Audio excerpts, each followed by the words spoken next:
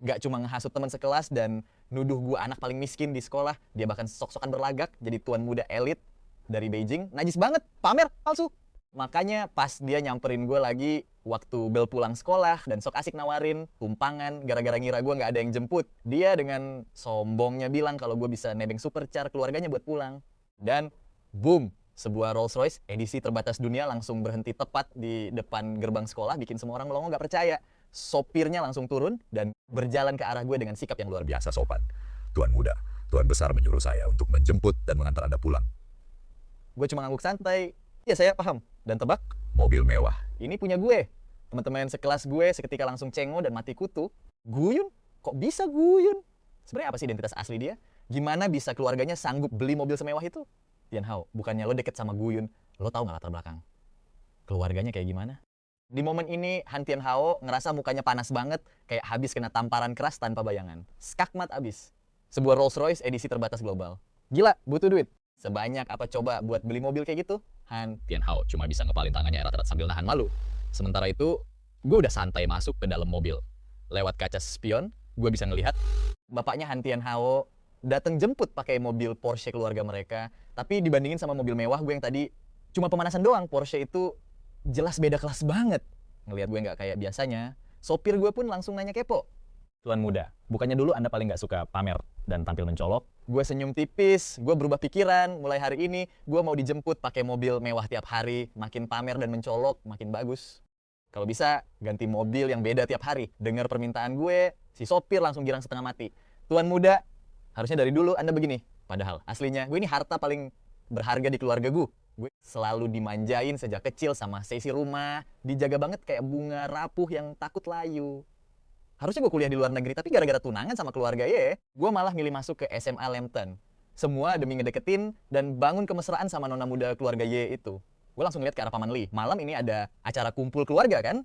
Dia ngejawab, iya bener. Acara itu buat bahas pernikahan antara Anda dan nona Ye Yuyan. Gue inget jelas di kehidupan masa lalu gue, pas perjamuan makan malam ini, orang tua gue sebenarnya pengen ngebatalin pertunangan itu. Tapi ibunya Ye Yuyan ngotot banget biar anaknya bisa nikah sama keluarga gue. Nggak peduli seberapa keras usaha Yuyan buat nolak, dia nggak bisa ngebantah kemauan ibunya. Soalnya tanpa bantuan dari keluarga keluarga Ye udah di ujung tanduk. Keluarga ya bakal bangkrut total dalam waktu kurang dari 6 bulan. Di kehidupan lalu, gue emang berhati lembut dan gak tega ngelihat keluarga dari cewek yang gue taksir setengah mati ini jatuh miskin. Makanya gue langsung setuju buat nikah sama Ye Yuyan setelah lulus nanti. Gak lama kemudian, mobil gue akhirnya berhenti di depan Hotel Four Seasons. Gue langsung turun dari mobil dan langsung ngelihat Ye Yuyan baru aja nyampe di gerbang depan. Di luar hotel, Ye Yuyan sengaja nungguin gue. Begitu dia lihat gue jalan ke arahnya, dia langsung ketus bilang, Guyun, gue peringatin ya, gue nggak suka sama lo dan gue nggak bakal sudi nikah sama lo. Gue langsung jawab santai, gue juga sama sekali nggak minat. Omongan gue langsung bikin Ye Yuyan mengernyitkan dahi. Dia sebenarnya tahu banget perasaan gue ke dia dulu, nggak mungkin nggak sadar. Orang bego pun tahu kalau gue naksir berat sama dia. Tapi karena gue nggak pernah ngomong langsung, dia juga ogah ngebongkarnya. Lagian dia emang nggak ada ketertarikan sama sekali sama gue. Tapi sekarang giliran gue yang bilang kalau gue nggak suka dan emo nikah sama dia. Yuyan cuma ketawa ngenyeng, ngiranya gue cuma lagi gengsi aja karena baru aja ditolak, mentah-mentah sama dia. Di dalam ruang V8, orang tua gue udah duduk rapi.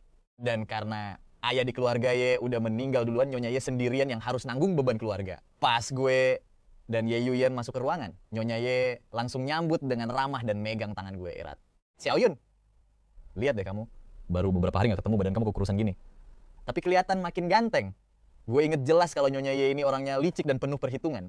Dulu, setelah gue nikah sama Ye Yuyan, dia malah nikmatin masa tuanya pakai uang yang dia peras dari keluarga gue, terus dandan menor buat datang ke pesta pernikahan Ye Yuyan sama Han Tian Hao. Ngelihat muka manis palsu dari Nyonya Ye ini, gue langsung narik tangan gue balik. Tante Ye, perasaan saya malah nambah berat badan deh dibanding kemarin. Mending sekarang kita langsung bahas intinya aja. Ngelihat sikap dingin gue, Nyonya, dia langsung mati kutu dan ngerasa canggung. Ye Yuyan yang berdiri di sampingnya langsung gak terima. Guyun, gak sopan banget ya. Lo ngomong kayak gitu ke nyokap gue. Gue cuma ngomong apa adanya kok. Yuyan, emangnya lo kenapa buru-buru amat? Nah, kemas kepala Yuyan langsung mendengus kesal.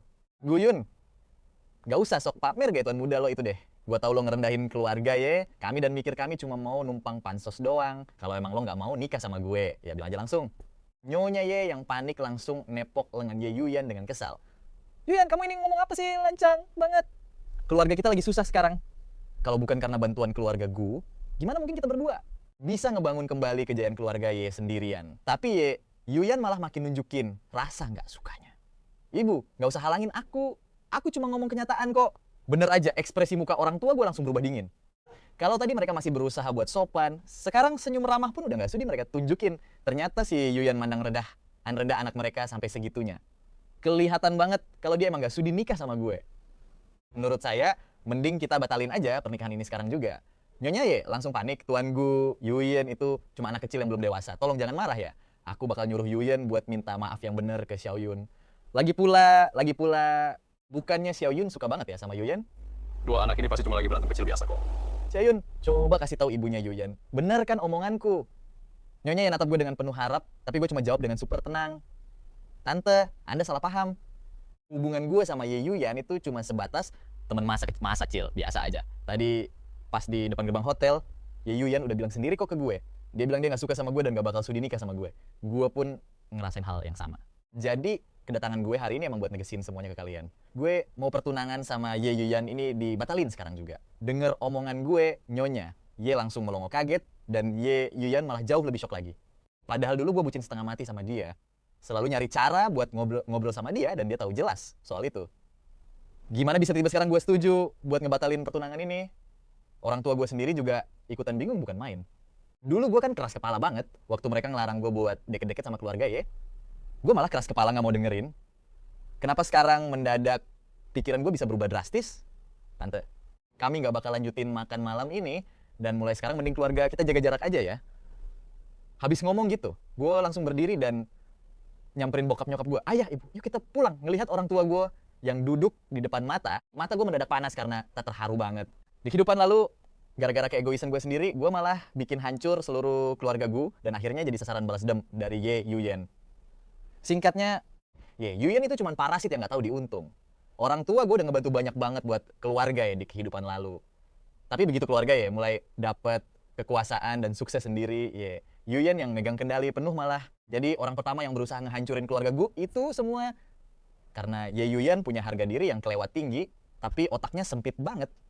Dia selalu mikir kalau pertunangan yang disetujuin orang tua gue dulu adalah sebuah hinaan buat keluarga Ye, bahkan dianggap kayak belas kasihan murahan doang. Makanya begitu dia dapat kekuasaan, dia langsung nggak sabar buat ngehapus keberadaan keluarga Gu demi ngilangin apa yang dia sebut sebagai rasa malu itu. Perempuan kayak dia bener-bener nggak layak dapat secuil pun bantuan dari keluarga Gu. Begitu nyampe rumah buat makan malam, gue langsung mutusin buat diet ketat demi nurunin berat badan. Ibu nggak banyak nanya, cuma diem-diem ngebawain sepiring makanan sehat ke kamar gue. Ngelihat saya sayuran rebus sama udang di depan mata, gue langsung matung terharu. Ibu ngomong dengan lembut, mau diet seketat apapun, kamu nggak boleh sampai kelaparan ya sayang. Mulai sekarang, ibu bakal nyuruh asisten rumah tangga buat nyiapin menu diet khusus buat kamu. Pandangan mata gue seketika kabur karena berlinang air mata. Rasanya luar biasa banget bisa punya orang tua yang tulus di sisi gue setelah ngelewatin satu kehidupan yang pahit sebelumnya. Akhirnya gue sadar betapa berharganya arti keluarga. Di kehidupan masa lalu, badan gue yang gemuk bikin insecure parah. Sampai-sampai gue mengabaikan kehangatan, kasih sayang orang tua. Gue malah nyari kehangatan itu ke orang lain. Makasih ya ibu. Gue menundukkan kepala dan langsung lahap makan sayuran hijau di piring. Gue udah mutusin, dalam 3 bulan ke depan, gue harus menurunkan berat badan ini gimana pun caranya. Besoknya kepala pusing banget karena kelaparan pas naik ke timbangan. Gila, berat gue turun 5 kg penuh. Tapi dibalik rasa senang itu, gue sadar betul kalau ini cuma berat air aja yang hilang. Diet itu butuh konsistensi tinggi. Gue nggak boleh lengah sedikit pun. Di sekolah, gue flexing pakai supercar tiap hari pas berangkat dan pulang sekolah. Bikin mata teman-teman sekelas panas karena iri. Pas gue duduk di kursi, Han Tianhao tiba-tiba ngasih sekotak coklat. Waktu gue kecil, gue insecure sebenarnya badan gue nggak segendut itu. Tapi setelah itu, berat badan gue naik drastis dengan cara yang aneh banget. Dulu gue pikir ini karena tekanan mental yang berat, sampai akhirnya gue sadar ada yang gak beres. Soalnya momen di saat berat badan, gue mulai naik. Bener-bener pas banget setelah gue kenal sama Han Tianhao. Selain sengaja menggoda gue pakai makanan enak, dia pasti udah ngasih semacam obat biar gue jadi obesitas. Gak usah sungkan gitu sama gue. Gue lihat lo berjuang keras banget buat diet. Jadi makan satu potong kecil aja nggak bakalan ngaruh kok. Abis ngomong gitu dia langsung maksa nyodorin kotak coklat itu ke tangan gue. Tapi di luar dugaan. Gue sengaja teriak kaget ngebuat seluruh kotak coklat itu jatuh berantakan ke lantai dan langsung bikin gaduh seisi kelas. Setelah gue lapor singkat ke guru bahasa Inggris, guru itu langsung menyita kotak coklatnya. Pas lihat coklat impornya disita guru, muka Han Tianhao langsung berubah jadi jelek banget. Disita si perkara kecil, tapi masalahnya coklat itu ada isi lain yang tersembunyi. Dari belakang, gue bisa lihat kepanikan Han Tianhao, makanya gue santai aja duduk kembali. Guru bahasa Inggris ini terkenal maruk dan suka ngambil keuntungan kecil. Dengan coklat semahal itu disita, pasti bakalan berakhir di dalam perutnya sendiri. Kita lihat aja gimana cara Han Tianhao beresin kekacauan ini pas semuanya terbongkar nanti. Gak terasa, bel istirahat pun berbunyi. Kelar kelas, Han Tianhao langsung buru-buru ke kantor guru buat minta maaf ke guru bahasa Inggris itu. Tapi ya, coklatnya udah lenyap gak bersisa. Pas dia baru keluar dari kantor, dia papasan sama Yuyan. Yuyan yang lihat muka kusut, Han Tianhao langsung nanya, Tianhao. Lan Tianhao terpaksa ngejelasin semuanya. Han begitu dengar nama gue disebut, muka Yuyan langsung kelihatan gak sabar banget. Lo mendingan stop deh deket-deket sama si Guyun itu. Lo lupa kejadian di kolam renang waktu itu. Lupa kalau lo sendiri yang bilang ke gue, kalau Guyun yang nyeburin lo ke air. Dari awal niat dia emang udah gak baik. Gak ada gunanya lo temenan sama orang kayak gitu. Melihat Yuyan yang ngebelain dia mati-matian, hati Han Tianhao langsung kesenangan sendiri. Mengingat akhir-akhir ini gue selalu dijemput pakai suscar, Han Tianhao penasaran dan angkat bicara. Gue cuman pengen nanya, sebenarnya keluarga Guyun Skaya itu ya, gue lihat dia gonta-ganti mobil mewah, terus tiap hari pas sekolah, keluarganya pasti tajir melintir, kan? Bukannya kalian berdua teman masa kecil, gue gak ada hubungan apa-apa ya sama dia? Emang apa urusannya duit keluarganya sama gue? Han Tianhao bisa ngerasain ada jijik dari Yuyan. Dia pun buru-buru membela diri. Maaf, gue cuma nanya doang kok. Melihat kepanikan Han Tianhao, Yuyan sadar kalau sikapnya tadi agak kelewatan, jadi dia langsung menenangkannya. Ya udah nggak apa-apa kok. Gue tahu lo khawatir gue bakalan suka sama dia, tapi tenang aja. Orang yang gue suka itu cuma lo. Gue nggak bakalan sudi suka sama si jelek Guyun itu. Mendengar kata-kata ini, telinga Han Tianhao langsung merah merona. Yuyan. Begitu Yuyan memeluk erat tubuh Han Tianhao, cowok itu tiba-tiba ngelihat gue berdiri tepat di belakang cewek itu. Gue yang baru aja naik tangga langsung disuguhi pemandangan mengejutkan ini. Han Tianhao langsung panik dan buru-buru mendorong Yuyan. Xiaoyun, jangan salah paham. Ya, tadi itu Yuyan yang dengar gue udah datang. Yuyan malah sengaja bersandar manja ke dada Han Tianhao. Gak ada yang perlu disalahpahami. Kita berdua emang saling suka. Mulai sekarang, Han Tianhao adalah pacar gue, Yuyan. Yuyan melempar senyum meremehkan ke arah gue. Dia pengen banget ngelihat gue ngerasa sakit hati dan menyesal setengah mati. Karena dulu gue kan naksir berat sama dia secara diam-diam. Selalu ngikutin dia kayak ekor. Bahkan sampai bela-belain diet keras demi dia. Dia pengen gue tahu kalau menolak menikahinya bakal jadi penyesalan terbesar dalam hidup gue. Tapi pas Yuyan lagi nungguin ekspresi penyesalan di wajah gue dengan tenang menunjuk ke arah mereka berdua dan melapor ke guru BK yang kebetulan lagi patroli naik ke atas. Pak, Yuyan sama Han Tianhao pacaran diam-diam tuh. Begitu ngeliat guru BK berjalan ke arah mereka, Han Tianhao langsung buru-buru ngedorong Yuyan menjauh. Pak guru BK yang menyaksikan langsung dua murid teladan ini pelukan, seketika raut wajahnya berubah jadi galak banget. Kalian berdua ikut bapak ke ruangan sekarang juga. Yuyan dan Han Tianhao akhirnya digiring ke ruang BK. Sebelum pergi, Yuyan ngasih tatapan penuh dendam ke gue, tapi gue peduli sama sekali. Sama kelakuan kekanak-kanakan Yuyan, karena sekarang dia sama sekali nggak punya kekuatan buat nyakitin gue lagi. Begitu kelas usai, Han Tianhao balik ke kelas dengan muka lesu bin muram. Teman-teman, yang lain langsung ngerubunin dia buat nanya ada kejadian apa, tapi Han Tianhao cuma bisa menatap gue dengan mata penuh dendam. Tiba-tiba Yuyan nerobos masuk ke kelas, nyamperin gue, dan langsung mencengkeram lengan gue erat-erat. Lo ikut gue keluar sekarang. Tenaga Yuyan ini lumayan kuat, dia benar-benar nyeret gue keluar kelas. Pas gue lagi mikir cara buat mempermalukan dia untuk kedua kalinya, tiba-tiba ada lengan berkulit putih mulus yang menghalangi jalan di depan mata gue. Memegang erat tangan Yuyan sambil berkata, lepasin. Suara ini terdengar familiar banget di kuping gue. Sepertinya gue pernah dengar suara ini tepat pas gue baru aja bangkit kembali. Dan orang itu adalah Yi Qingren. Lo mau jadi pahlawan buat ngebelain Guyun? Yuyan mencoba menghempaskan tangan Yi Qingren, tapi Yi Qingren berdiri kokoh tanpa mengeluarkan tenaga ekstra sedikit pun. Hal ini bikin Yuyan gak bisa melepaskan jiri sama sekali. Begitu sadar kalau dia nggak bisa lepas dari cengkeraman tangan Yi Qingren, muka Yuyan langsung menggelap drastis. Dia melirik ke arah sekitar dan ngelihat Han Tianhao lagi duduk di kursi gak jauh dari sana. Yuyan jelas gak mau kelihatan mengenaskan kayak gini di depan cowok yang dia taksir. Dia pun memanfaatkan situasi saat lengah dan langsung melayangkan tendangan keras ke arah Yi Qingren. Yi Ching-ren yang gak siap langsung kehilangan keseimbangan dan menabrak pinggiran meja di belakangnya. Tanpa babi bu, gue langsung teriak ke arah pintu, Bu Guru. Yi Yuyan mukul orang nih. Guyun, tutup mulut lo sekarang juga. Muka Yi Yuyan langsung panik dan kusut banget, tapi semuanya udah terlambat. Wali kelas yang denger keributan itu langsung lari masuk dan nemuin Yi Ching-ren lagi megangin perutnya sambil meringis kesakitan dengan wajah pucat. Sementara Yi Yuyan masih menunjuk-nunjuk hidung gue dengan tampang penuh amarah. Guru kelas udah nggak tahan lagi melihat kelakuannya. Yi Yuyan, mau bikin kekacauan? Berapa kali lagi kamu hari ini? Kamu sudah keterlaluan. Suruh orang tua kamu datang menemui ibu sepulang sekolah sore ini. Nggak lama setelah Yi Yuyan digiring pergi oleh guru, gue langsung berbalik menatap Yi Ching-ren yang mukanya pucat. Sini, gue anterin lo ke UKS. Tanpa nunggu jawaban dari Yi Ching-ren, gue langsung menggendong tubuhnya. Yi Ching-ren sempat bengong sejenak menatap profil samping wajah gue dengan pandangan linglung. Seketika seisi kelas langsung heboh dan riuh bersorak menggoda kita. Tapi Yi Ching-ren langsung mengernyitkan dahi dengan tatapan mata yang mendadak dingin, bikin semua murid di kelas langsung merinding ngeri. Nggak ada satupun yang berani bersuara lagi. Yi Ching-ren akhirnya nggak mau gue gendong lagi. Dia mencengkeram pergelangan tangan gue dan langsung ngajak jalan keluar kelas. Menatap tangannya yang sedang memegang erat tangan gue sempat terpaku sejenak. Gue bisa ngelihat jelas ujung daun telinganya merona merah muda. Mengingat kembali saat pertama kali gue terlahir kembali, ada seseorang yang narik gue dari air dan ngasih napas buatan. Gue refleks nyeletuk, Ching-ren, lo kan yang waktu itu ngasih gue napas buatan di kolam renang.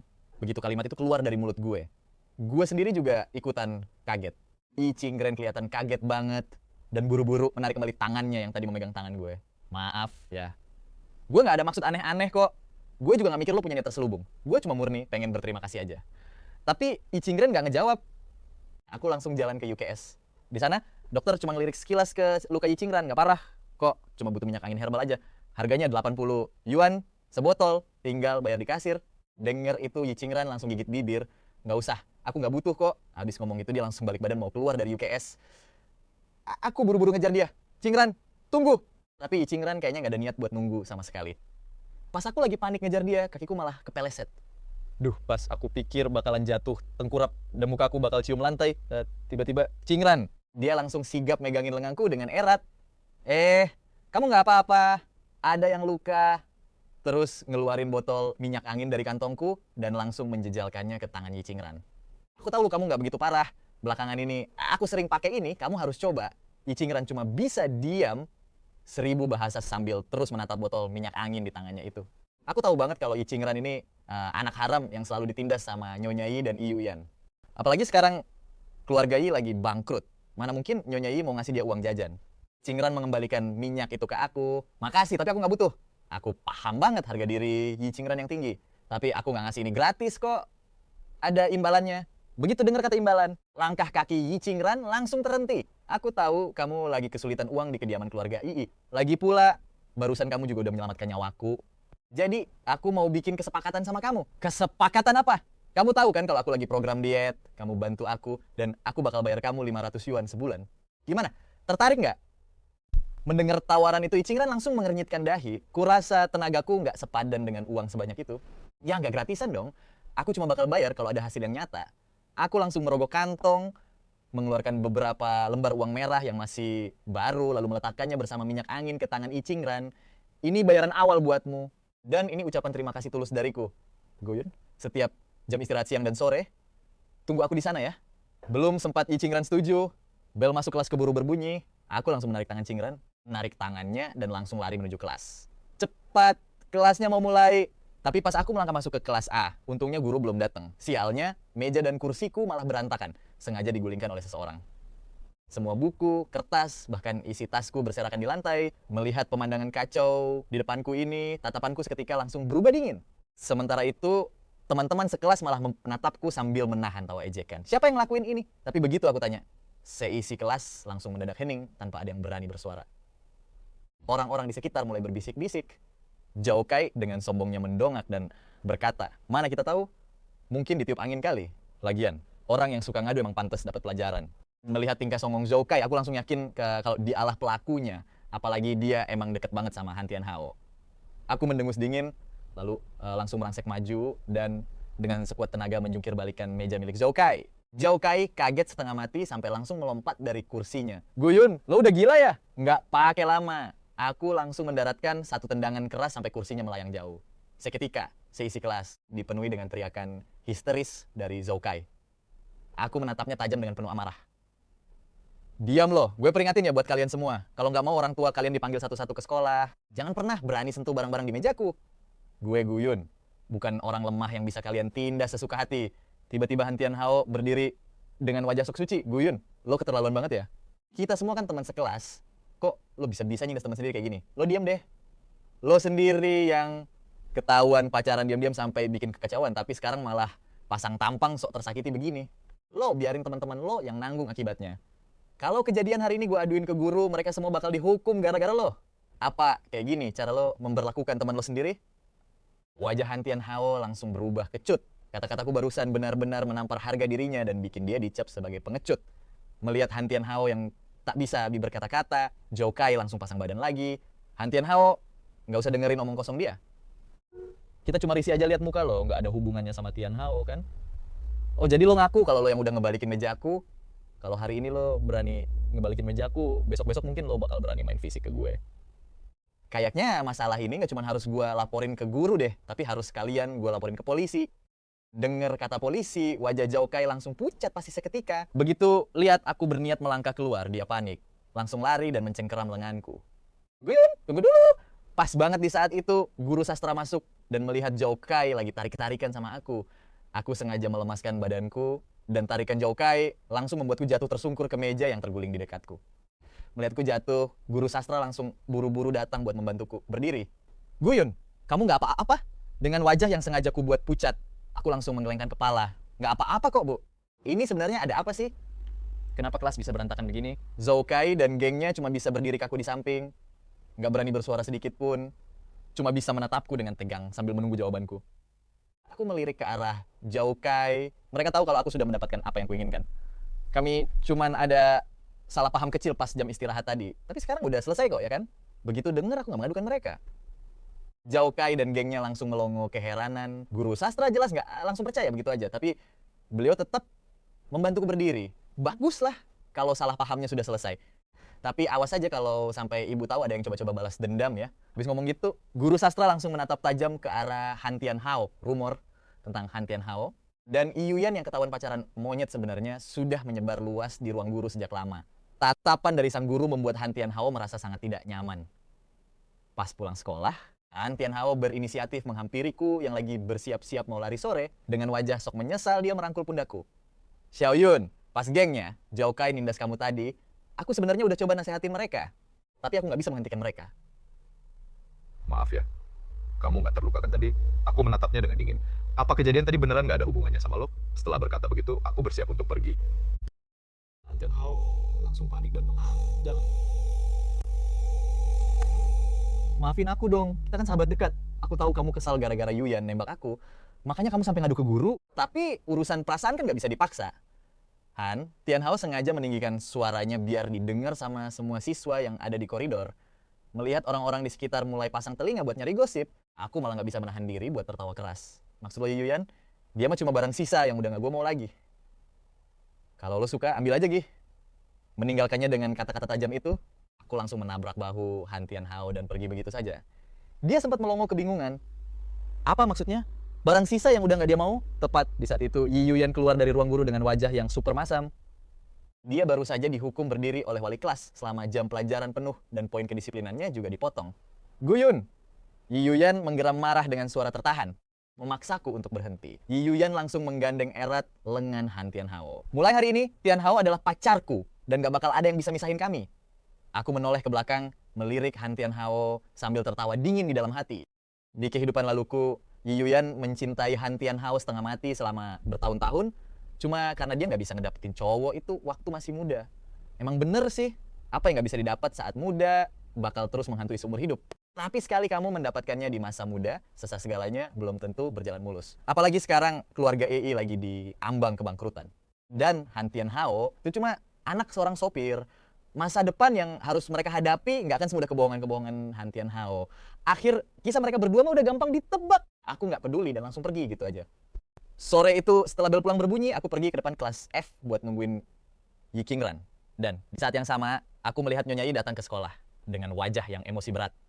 Di luar kantor guru, rame banget bocah-bocah pada ngumpul mau nonton drama. Bahkan pas gue lagi berdiri di depan kelas F aja, suara tamparan keras dari dalam kantor kedengeran jelas banget. Suara pekikan melengking langsung menusuk telinga semua orang. Lu emang gak punya urat malu tapi gua masih punya harga diri. Siapa yang ngizinin lu pacaran monyet? Yi Yuyun. Di titik ini, Yi Yuyun adalah satu-satunya harapan yang tersisa buat Nyonya Yi. Kalau cinta monyetnya, Ye Yuyun sampai ganggu belajarnya, keluarga Yi bener-bener bakal tamat. Apalagi sekarang pas Ye Yuyun malah naksir cowok lain yang bukan gua. Selain keluarga gua di momen krusial kayak gini, siapa lagi coba yang bisa bantuin mereka? Pas banget saat itu suara jernihnya Icing kedengaran di telinga gua. Guyun. Gua langsung balik badan dan ngelihat Ying lagi berdiri di sana. Yuk jalan, kata Yicing yang berdiri di situ. Ayo, kita ke kolam renang aja. Dengan kondisi fisik lu sekarang, jogging gak bakal efektif buat nurunin berat badan. Malah gampang bikin lutut lu cedera. Berenang bakal jauh lebih cocok buat lu. Kalau gitu, ke rumah gua aja. Di sana ada kolam renang. Ajakan tiba-tiba dari gua ini langsung bikin Yicing agak cengok. Tenang aja, urusan transportasi biar gua yang beresin. Gua langsung nyelipin selembar uang 50 yuan ke tangan Yicing. Yicing Ren ngeliatin duit di tangannya, gak ngomong apa-apa. Tapi langsung ngebalikin duit itu ke gua. Gua kan udah dapet bayaran. Karena gua udah janji bakal bantuin lu diet, gua gak bakal ambil duit lagi dari lu. Melihat hal itu, gua gak maksa dia lagi. Kami berdua jalan beriringan menuju gerbang sekolah. Tiba-tiba sebuah mobil mewah langsung muncul tepat di depan gua dan Yicing Ren. Sang sopir dengan sigap langsung ngebuka pintu buat Yicing Ren. Ying masuk dengan canggung dan gua langsung nyusul di belakangnya.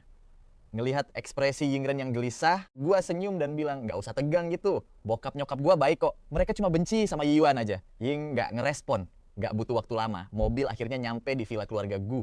Begitu gua dan Ying melangkah masuk, aroma harum makanan dari dalam rumah langsung semerbak sampai ke lorong luar. Gua pun ngusulin buat makan malam dulu. Biar ada tenaga buat olahraga. Gak usah, kata dia. Tapi suara nyokap gua langsung memotong penolakan itu. Pas Yicing Ren baru mau ngomong sesuatu, nyokap teriak, Xiaoyun, cepetan ganti sepatu terus langsung makan malam. Pas nyokap gua jalan ke arah teras, dia ngelihat Yicing Ren lagi berdiri di samping gua. Xing, bokap gua juga turun dari lantai 2. Begitu ngelihat gua jalan bareng Yicing, dia langsung ngerasa heran banget. Bukannya anak kita benci banget sama keluarga ya, kok sekarang bisa sedekat ini sama Yicing Ren? Mah, Pah, Yicing Ren kesini buat bantuin aku diet. Mulai sekarang, tolong siapin 1 mangkok dan sumpit ekstra ya tiap sore. Gua ngomong santai kayak hal biasa aja, bikin si Cingren gak punya celah buat nolak. Bokap nyokap gua saling tatap-tatapan, meskipun mereka bilang gak suka sama keluarga. Mereka tetep dengan sopan ngajak. Cingren buat ganti sepatu dan masuk buat makan bareng. Di meja makan udah tersaji 6 hidangan dan 1 sup. Demi diet, gua cuma bisa makan beberapa udang dan brokoli. Nyokap gua yang ngelihat badan Cingren kurus banget, langsung ngambilin dia nasi tambahan dengan rasa iba. Makan yang banyak ya. Kalau kurang masih ada kok. Makasih Tante Gu. Ying ngabisin nasinya sampai bersih dan diam-diam bersiap buat nyuci piring. Ngelihat itu, gua langsung naruh sumpit dan manggil asisten rumah tangga ke dapur. Bibi Gu, tolong bantuin beresin piringnya ya. Bibi Gu pun langsung maju dan ngambil piring kotor dari tangan Yicing. Biar saya aja Nona Yi, silakan tinggalkan saja di sini. Bibir Ying gemeteran, pengen ngomong sesuatu tapi nggak jadi. Gua langsung narik Yingran keluar ke kolam renang halaman belakang. Pas ngelihat kolam renang yang gedenya hampir seukuran sekolah, Yingran benar-benar dibikin cengok. Sementara itu, gua udah ganti baju renang dan langsung nyamperin dia. Ying ngasih lembar rencana diet ke gua, ini buat lu.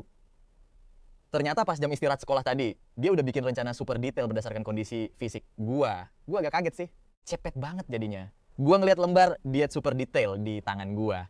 Di situ tertulis jelas semuanya, mulai dari apa aja yang harus gua makan tiap hari, seberapa banyak air yang harus gua minum, sampai seberapa banyak gua harus olahraga. Ying bilang dengan serius, diet itu bukan cuma soal nahan lapar aja. Malam ini lu makan dikit-dikit. Harusnya lu makan lebih banyak mentimun sama tomat cherry. Makanan kayak labu air sama jagung juga boleh dimakan, tapi lu gak boleh makan sampai kekenyangan tiap hari. Ingat ya, bikin perut lu agak kerasa lapar tiap malam sebelum tidur. Gua pun manggut-manggut terus, meskipun sebenarnya cuma paham setengah doang. Ngelihat gua yang kayaknya kurang ngerti, Yicing sempet, diam bentar sebelum akhirnya ngomong lagi.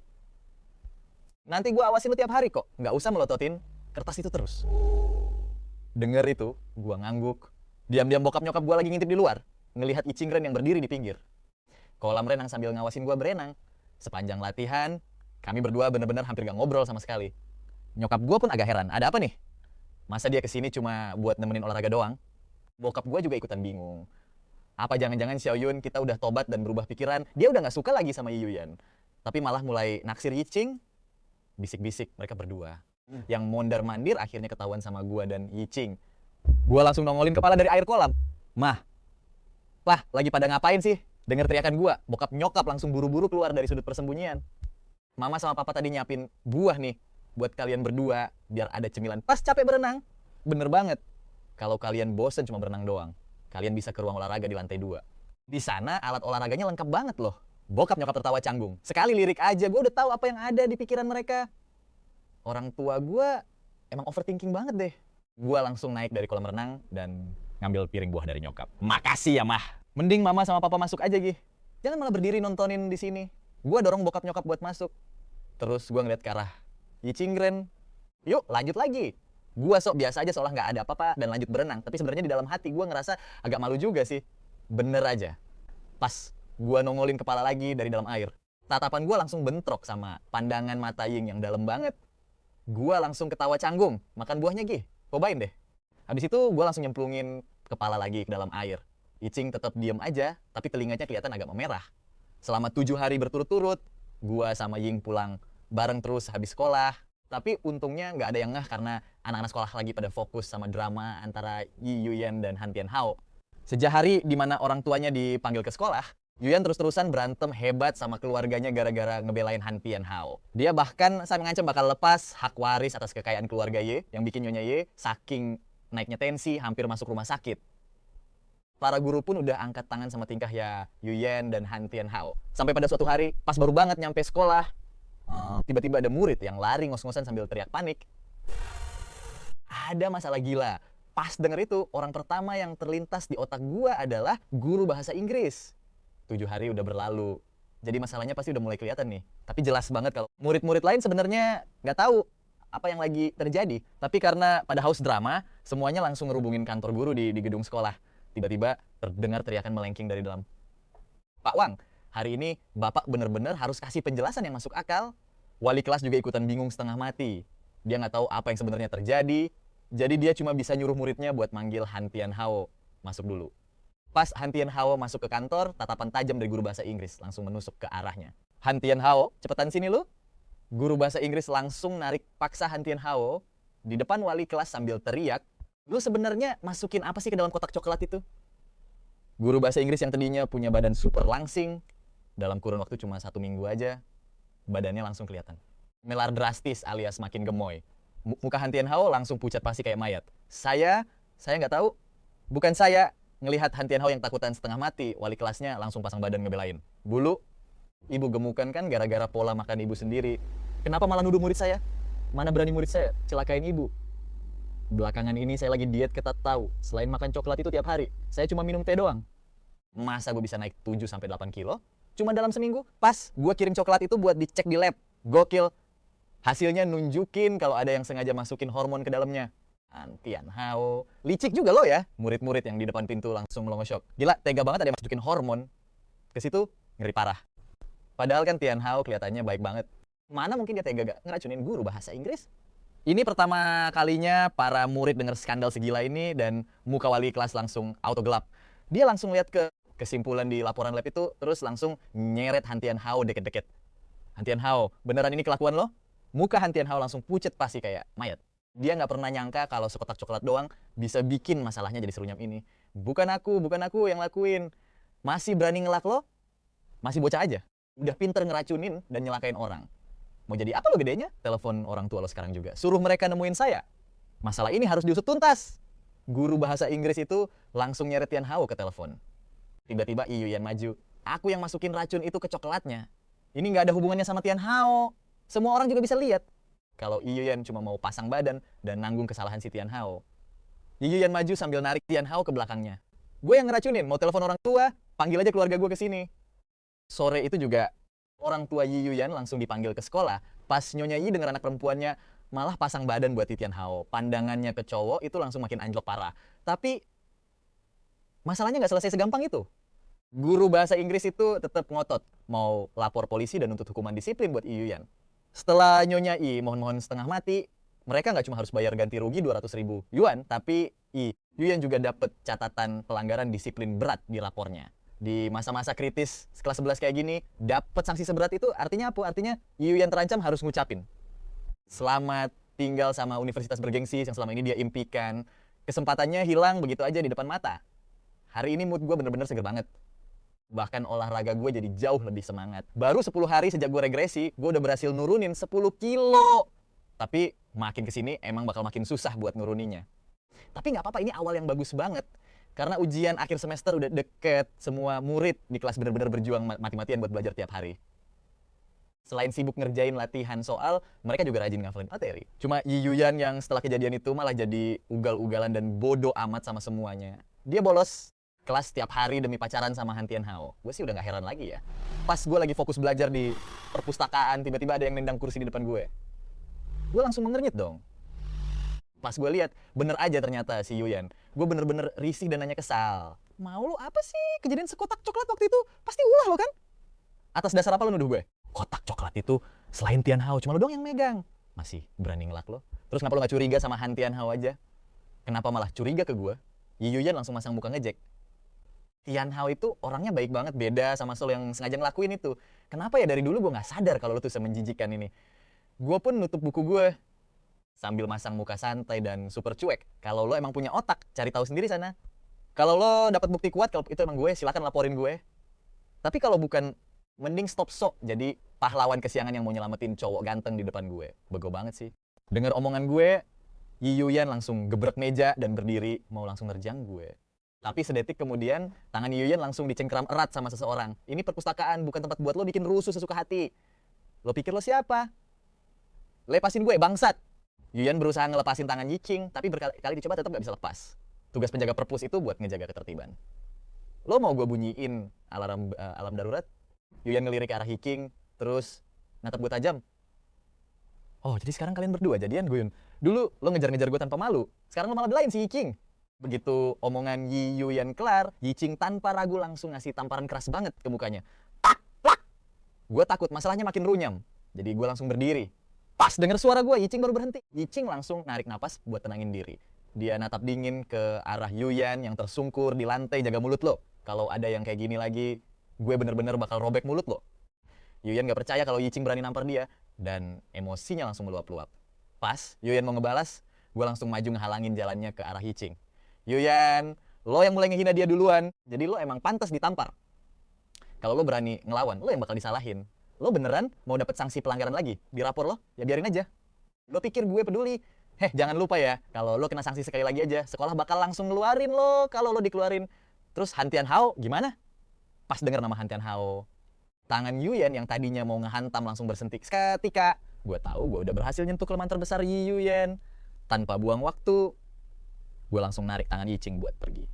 Bantuin gue cari tempat belajar lain yuk. Kali ini Yuyan gak berani ngejar kita lagi. Setelah ngelihat Yuyan pergi, akhirnya kita nemu tempat duduk kosong. Sial banget hari ini. Bener-bener apes. Aku mau balik kerja dulu ya. Nada bicara Yiching kedengeran agak datar. Tapi entah kenapa, gue ngerasa dia agak kesel. Gue pun maju buat nenangin dia. Si Yuyan tadi cuma asal ngomong kok.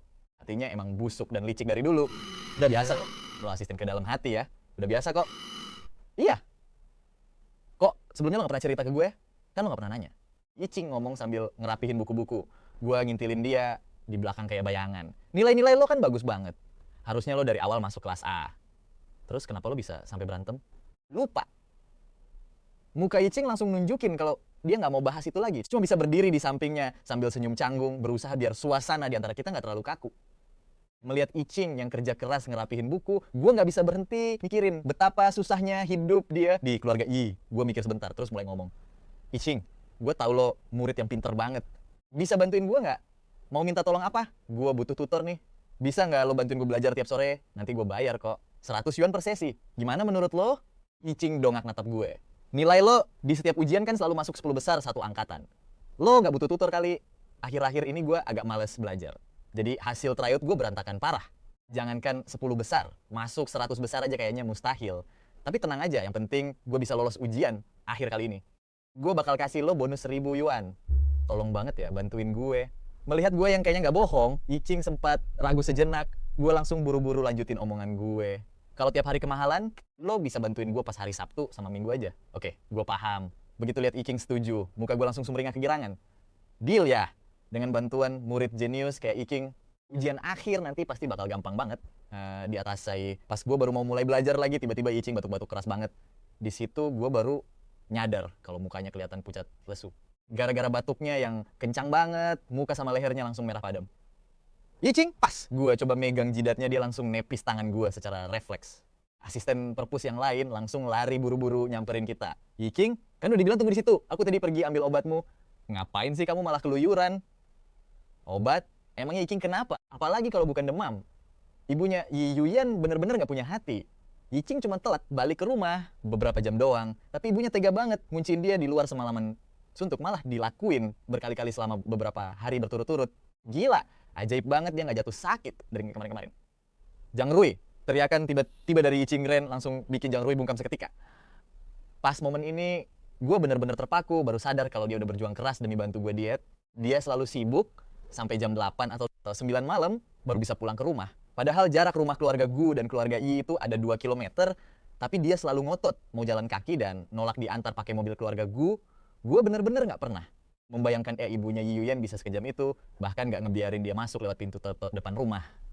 Guyun, oh Guyun, lo bener-bener bodoh banget. Kenapa coba gue gak kepikiran soal ini? Padahal kan gue cuma ngomong yang sejujurnya, ya kan? Kenapa lo malah marah-marah begitu? Jang Rui nanya bolak-balik ngeliatin gue sama dia karena ngerasa atmosfer di antara kami berdua mulai canggung. Ya udah deh, gue ambilin air minum dulu ya. Kalian berdua ngobrol santai aja dulu. Jang Rui beres ngomong gitu, langsung kabur cepat-cepat. Pas gue liat muka Cingren yang pucat pasi, rasa khawatir hati gue bener-bener gak bisa disembunyiin lagi. Tante memperlakukan lo seburuk itu, tapi kenapa lo gak bilang ke gue? Ini gak ada hubungannya sama lo. Gila, kok lo bisa ngomong gitu? Kalau bukan karena gue nahan lo sampai malam buat bantu gue diet, lo gak bakal diusir dari rumah sama tante. Gue ngelakuin ini sukarela kok. Lagi pula, lo kan udah bayar gue. Intinya, urusan gue bukan urusan lo, jadi lo usah ikut campur. Setelah ngomong gitu, dia langsung balik badan dan pergi. Ngeliat punggung Cing yang makin menjauh. Rasa bersalah langsung hantam hati gue. Padahal, niatnya gue bayar Cing buat bantu gue diet, biar hubungan kami membaik, sekaligus ngasih dia uang jajan tambahan. Tapi, gue gak pernah nyangka kalau ini malah bikin dia makin sengsara. Pas gue pulang ke rumah malam itu dan nyokap ngeliat gue sendirian, langkah kami langsung terhenti pas lagi nata 5 piring di meja makan. Xiaoyan, kok kamu pulang sendirian? Cingren dia lagi sakit, mah. Sakit? Kok bisa? Apa? Karena dia kecapekan gara-gara bantu kamu latihan fisik. Dia akhir-akhir ini juga lagi ngajarin aku belajar, mah. Makanya dia selalu pulang malam banget. Nah, tante Ye tega ngunciin pintu rumah sampai dia kedinginan di luar. Makanya sekarang dia demam tinggi. Baru aja gue kelar ngomong, bokap langsung keluar dari ruang tamu. Mama, papa, aku mau minta bantuan. Mendengar permintaan gue, kedua orang tua gue langsung saling bertukar pandangan penuh arti. Malam pun makin larut pas Cingren menyeret tubuhnya yang lemas ke gerbang rumah keluarga Yi, dan apesnya dia malah langsung papasan sama Yiyu, Yen, dan ibunya yang baru turun dari mobil mewah mereka. Kelihatan banget Nyonya Yi baru aja jemput Yiyu Yen pulang dari rumah sakit. Luka di wajah Yiyu Yen yang didapat tadi pagi bahkan masih kelihatan jelas banget. Si Cingren sialan itu yang udah mukul aku. Nyonya Yi langsung melemparkan tatapan penuh kebencian. Cingren, berani banget ya lo. Dasar anak haram gak tahu diri. Apa gue besarin lo baik-baik cuma biar lo bisa mukul anak kandung gue? Kok lo bisa sekejam ini sih? Lo bener-bener ular, gak tahu terima kasih. Berani gigit tangan orang yang udah ngasih lo makan. Sambil ngomong gitu, dia langsung maju menerjang dan mencubit lengan Cingren keras-keras. Berani-beraninya lo mukul anak gue. Terus masih berani nunjukin muka lo di sini. Sini lo, ikut gue ke kantor polisi sekarang. Gue nggak bakal lepasin lo gitu aja. Cing mengernyit menahan sakit. Dia langsung pakai sisa tenaganya buat menghempaskan tangan wanita itu, tapi malah dibalas dengan tamparan keras yang super kencang. Kurang ajar banget ya lo. Berani-beraninya lo ngelawan balik. Pipi Cing langsung kena cakar ku tajam wanita, itu sampai wajahnya robek dan ngeluarin darah segar. Tepat di saat yang menegangkan itu, sorot lampu mobil langsung menyinari mereka bertiga dengan terang. Ternyata itu bokap nyokap gue dan gue yang baru aja turun dari mobil. Gak lama kemudian, 2 mobil mewah lainnya ikut berhenti di samping kami, dan para bodyguard serta pengacara keluarga Gu langsung turun serentak. Nyonya, yang belum pernah ngelihat pemandangan luar biasa kayak gini langsung dibuat melongo kebingungan. Tuan Gu, Nyonya Gu. Nyokap gue langsung lari ke samping Cing dan bantu dia berdiri tegak. Gak usah sok kenal dan panggil nama saya. Ngelihat darah segar mengalir di wajah Cing, nyokap gue langsung ngomong dengan nada murka. Nyonya udah bener-bener manusia gak punya hati nurani. Senyum palsu di wajah Nyonya pun langsung lenyap seketika. Tuan Gu, Nyonya Gu, tolong dengar dulu. Anak sialan ini berani banget mukul Yuyen pas di sekolah tadi. Makanya saya emosi banget dan terpaksa kasih dia sedikit pelajaran. Nyokap, gue langsung ngasih tatapan mata yang super tajam dan dingin. Anda bilang cuma emosi? Cuma kasih sedikit pelajaran? Terus, apa kabar waktu Anda ngunciin Cing di luar rumah dalam kondisi dingin menusuk sepanjang malam? Apa itu juga cuma karena emosi dan pelajaran biasa? Saya rasa Anda udah gak layak lagi buat ngerawat Cing. Serahin dia ke kami sekarang. Apa? Anda bilang apa barusan? Sebelum Nyonya Ye sempat bereaksi lebih lanjut, pengacara kami langsung maju dan menyodorkan setumpuk dokumen tebal ke tangannya. Nyonya Ye, tindakan kekerasan Anda ini udah termasuk pelanggaran hukum yang sangat serius. Kalau Anda nggak mau masalah ini berujung ke pengadilan, saya sangat menyarankan Anda untuk segera menyerahkan hak asuh anak ini kepada kami dengan patuh. Nyonya Ye, langsung shock berat. Kalau mereka emang mau nampung anak pembawa sial itu, ya kasih aja, mah. Kan lumayan kita jadi hemat biaya makannya.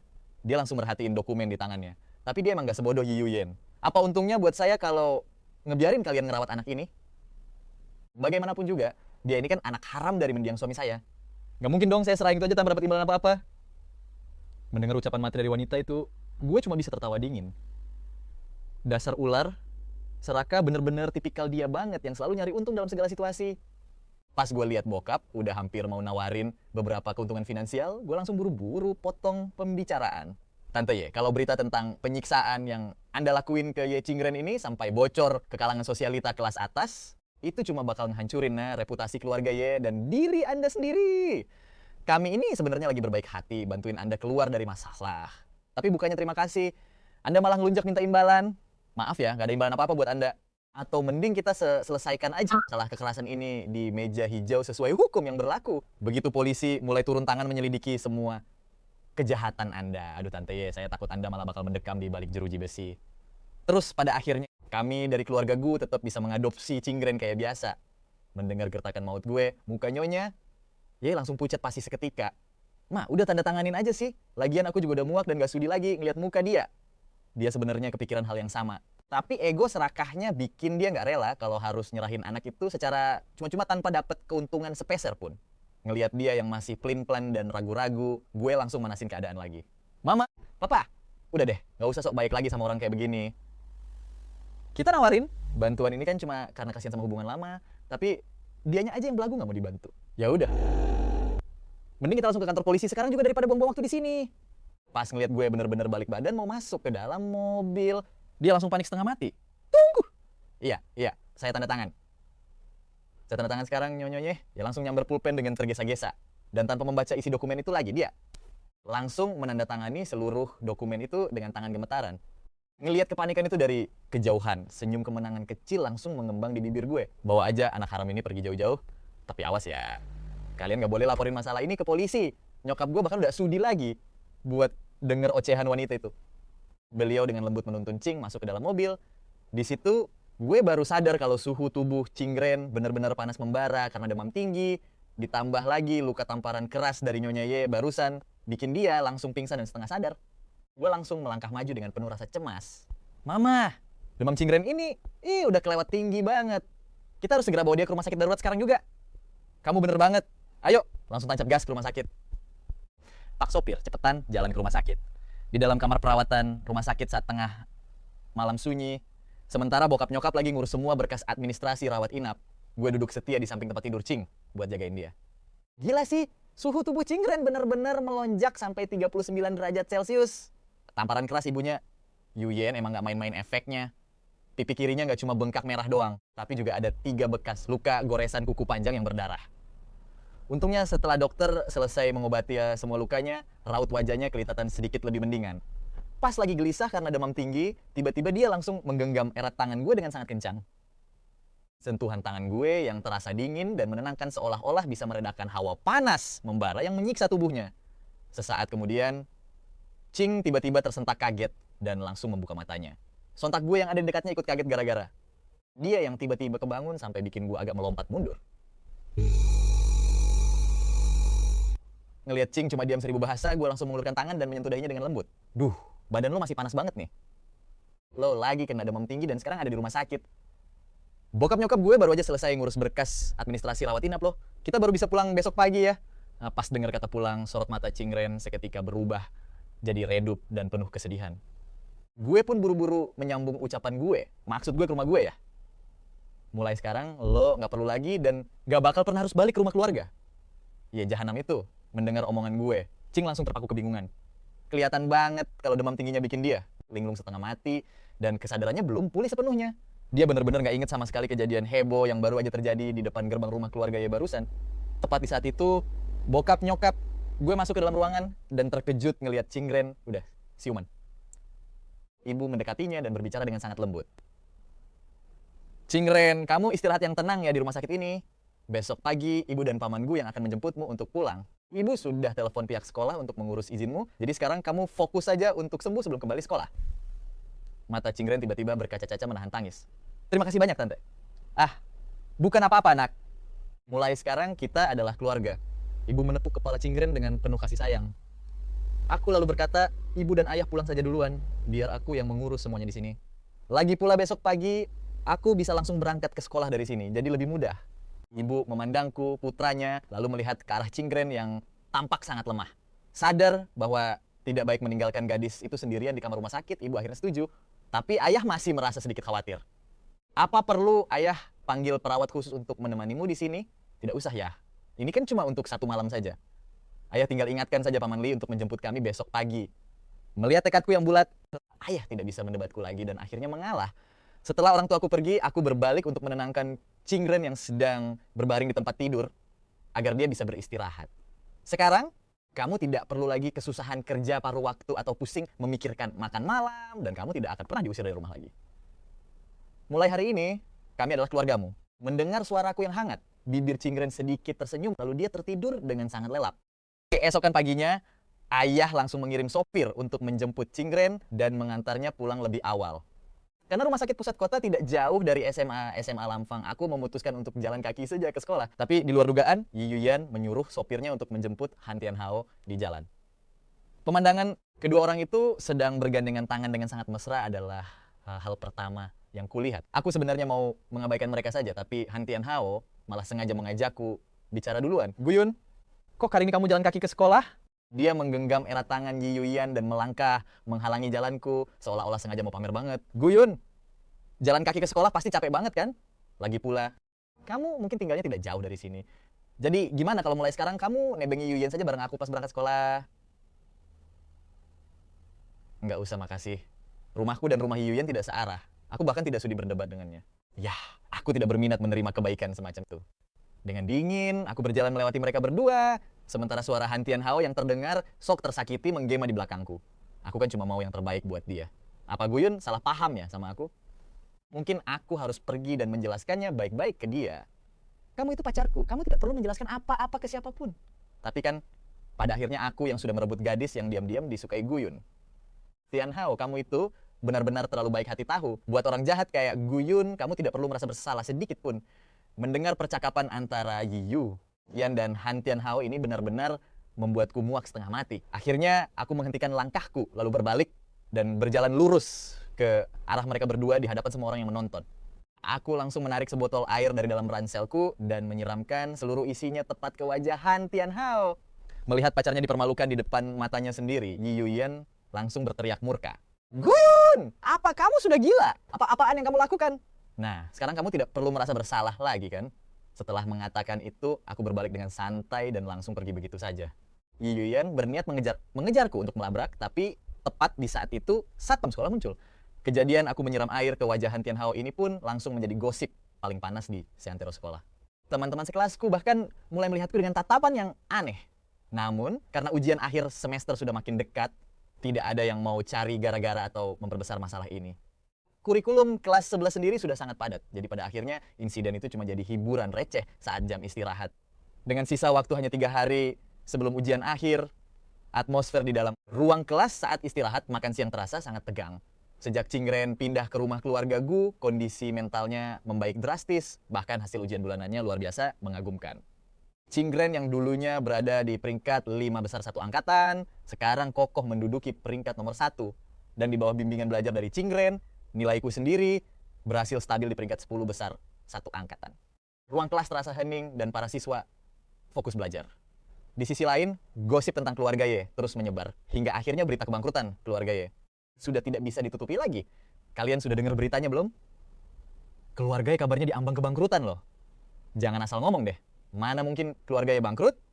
Keluarganya kan salah satu keluarga paling terpandang di Lampang. Serius, ini beneran. Aku dengar dari ayahku, sebelum ayah Yi Yuyan meninggal, dia meninggalkan utang yang menumpuk sangat banyak. Bisnis keluarga mereka sekarang kacau balau, dan sebenarnya sisa uang mereka sudah sangat sedikit. Tepat, di saat itu, Han Tianhao masuk ke dalam kelas. Belakangan ini, dia dan Yi Yuyan memang sering bolos sekolah diam-diam. Pacaran sambil bolos kelas sudah jadi rutinitas harian mereka berdua. Begitu melihat Han Tianhao masuk, Zhao Kai langsung berlari menghampirinya untuk memancing gosip. Hei, Tianhao! Keluarga ya katanya mau bangkrut ya? Kamu tahu soal info kebangkrutan ini nggak? Ah, jangan ngaco. Yuyan baru saja mengajakku lihat mobil di showroom. Dia bilang tahun depan pas aku umur 18 tahun, dia bakal menghadiahi aku mobil Mercedes. Kalau mereka memang mau bangkrut, mana mungkin dia bisa dengan santainya mau kasih aku hadiah mobil mewah begitu. Itu kan ku bilang juga apa? Dengan kekayaan sebanyak itu, tidak mungkin mereka bangkrut semudah itu. Dengan cepat, orang-orang di sekelilingnya kembali menatap Han Tianhao dengan pandangan kagum.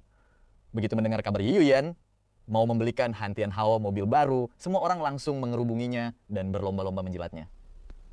Karena telingaku sudah tidak tahan lagi mendengar kebisingan itu, aku langsung menyambar lembar soal latihan dan berjalan keluar kelas. Belakangan ini Guyun selalu dijemput dan diantar pakai mobil mewah terus ya. Aku jadi penasaran. Dia dapat uang dari mana sampai bisa gonta-ganti mobil mewah terus begitu? Bukannya dia itu murid miskin yang hidupnya susah ya? Atau jangan-jangan keluarganya sebenarnya kaya raya tapi cuma pura-pura miskin? Kayaknya nggak mungkin deh kalau dia bukan murid miskin. Mana mungkin dia bisa dapat satu-satunya beasiswa untuk murid kurang mampu di angkatan kita? Mendengar gosip orang-orang di sekitarnya, Han Tianhao yang takut jati dirinya sendiri sebagai orang miskin bakal dipertanyakan langsung angkat bicara dengan gaya sok tenang. Aku denger sih, ayahnya Guyun itu cuma sopir pribadi dari seorang konglomerat kaya raya. Bos ayahnya saat ini sedang pergi dinas ke luar kota dalam waktu lama. Jadi dia cuma pakai mobil bosnya itu untuk mengantar jemput anaknya. Jadi begitu ceritanya. Pantas saja aku heran. Dulu Guyun selalu jalan kaki kemana-mana. Tapi tiba-tiba sekarang naik mobil mewah kayak tuan muda saja. Ternyata ayahnya cuma pinjam mobil bosnya buat pamer ke anaknya sendiri.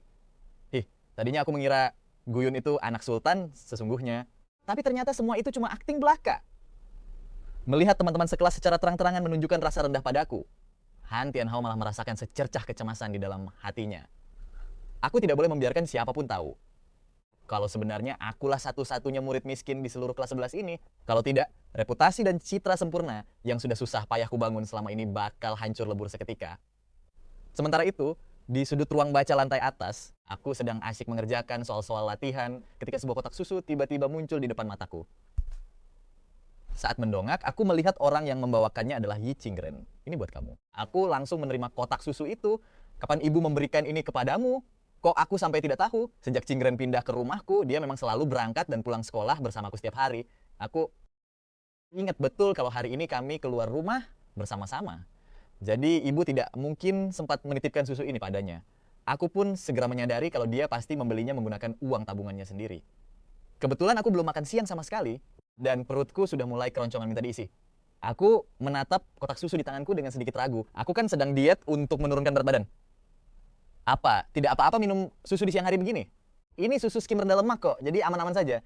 Mendengar hal itu, aku tidak menunggu lama lagi dan langsung menusukkan sedotannya.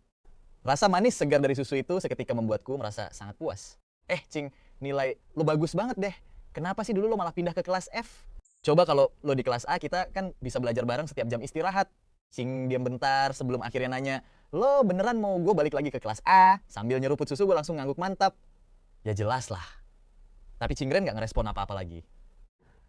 Melihat dia diam aja, gue mikir mungkin dia males balik ke kelas A karena harus ketemu sama Yi Yuyan.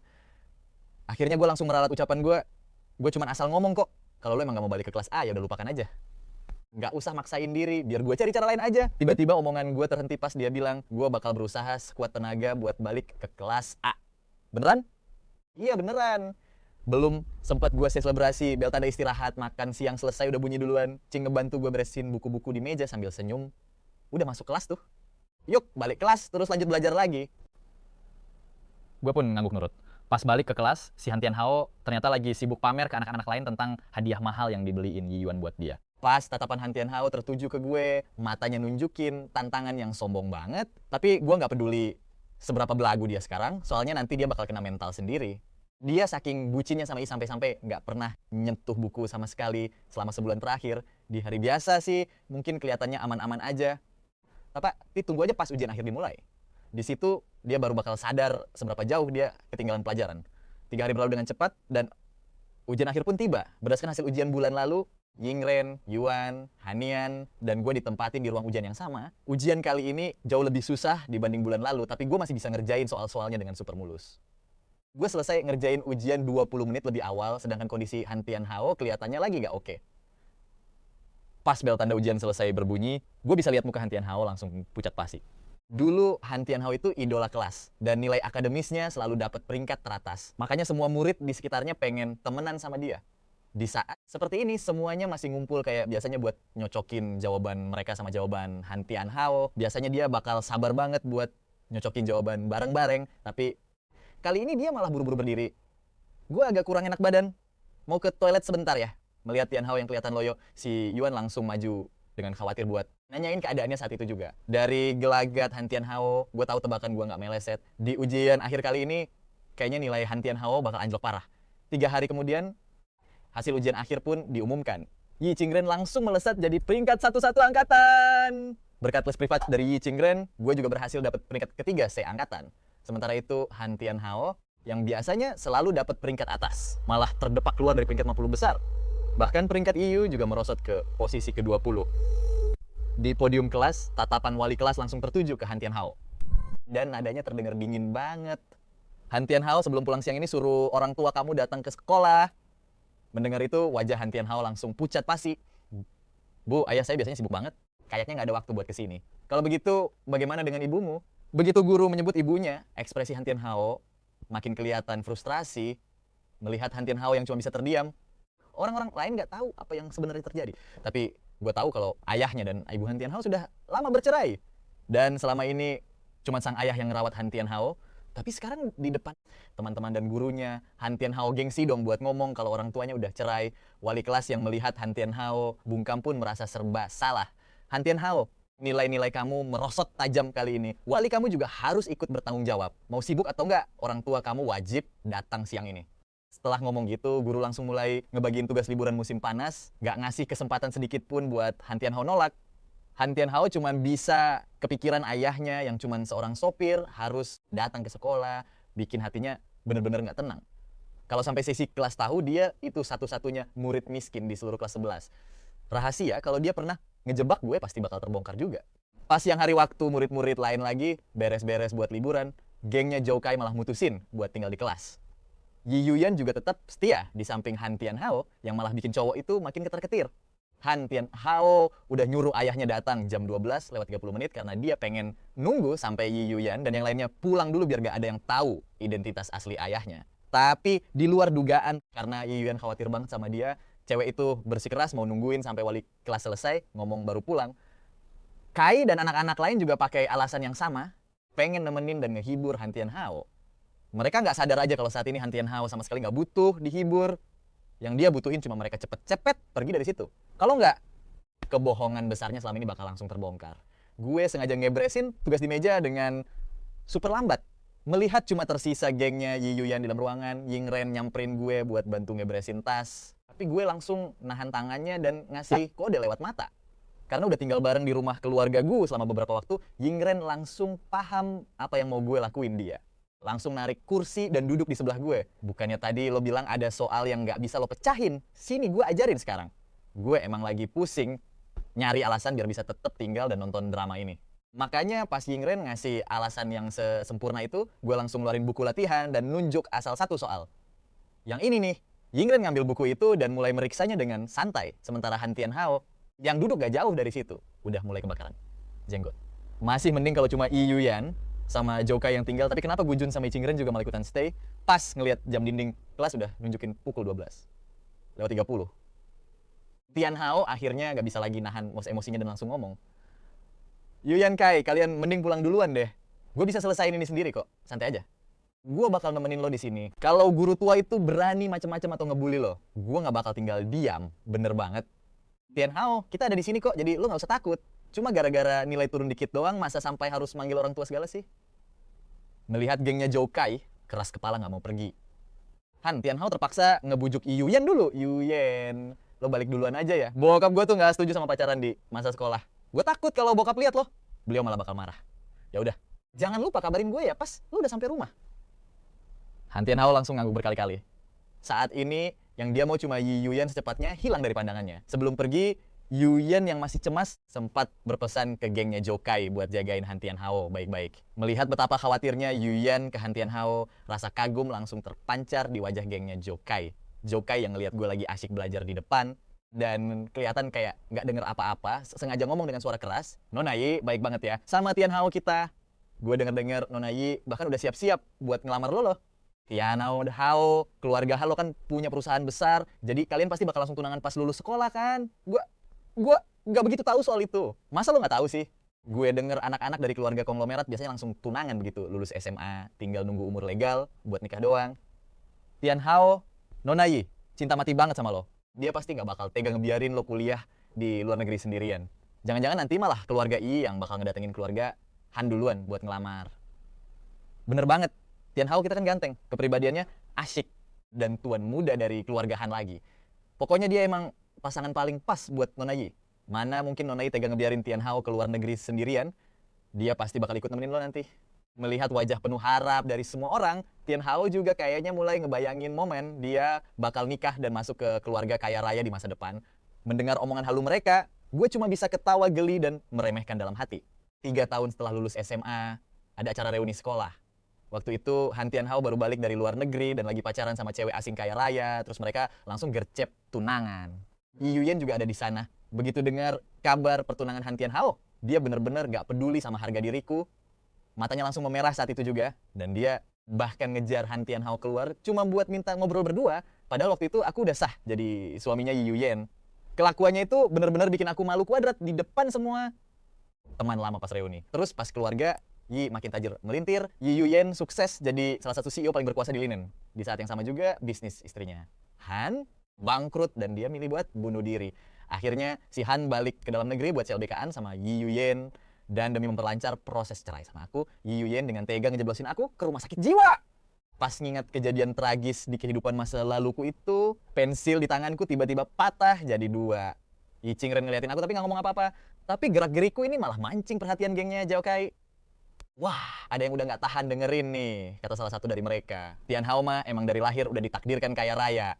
Gujun, jangan iri deh. Kalau di kehidupan berikutnya, kamu reinkarnasi jadi anak orang kaya. Mungkin Nona Yi bakal ngelirik kamu.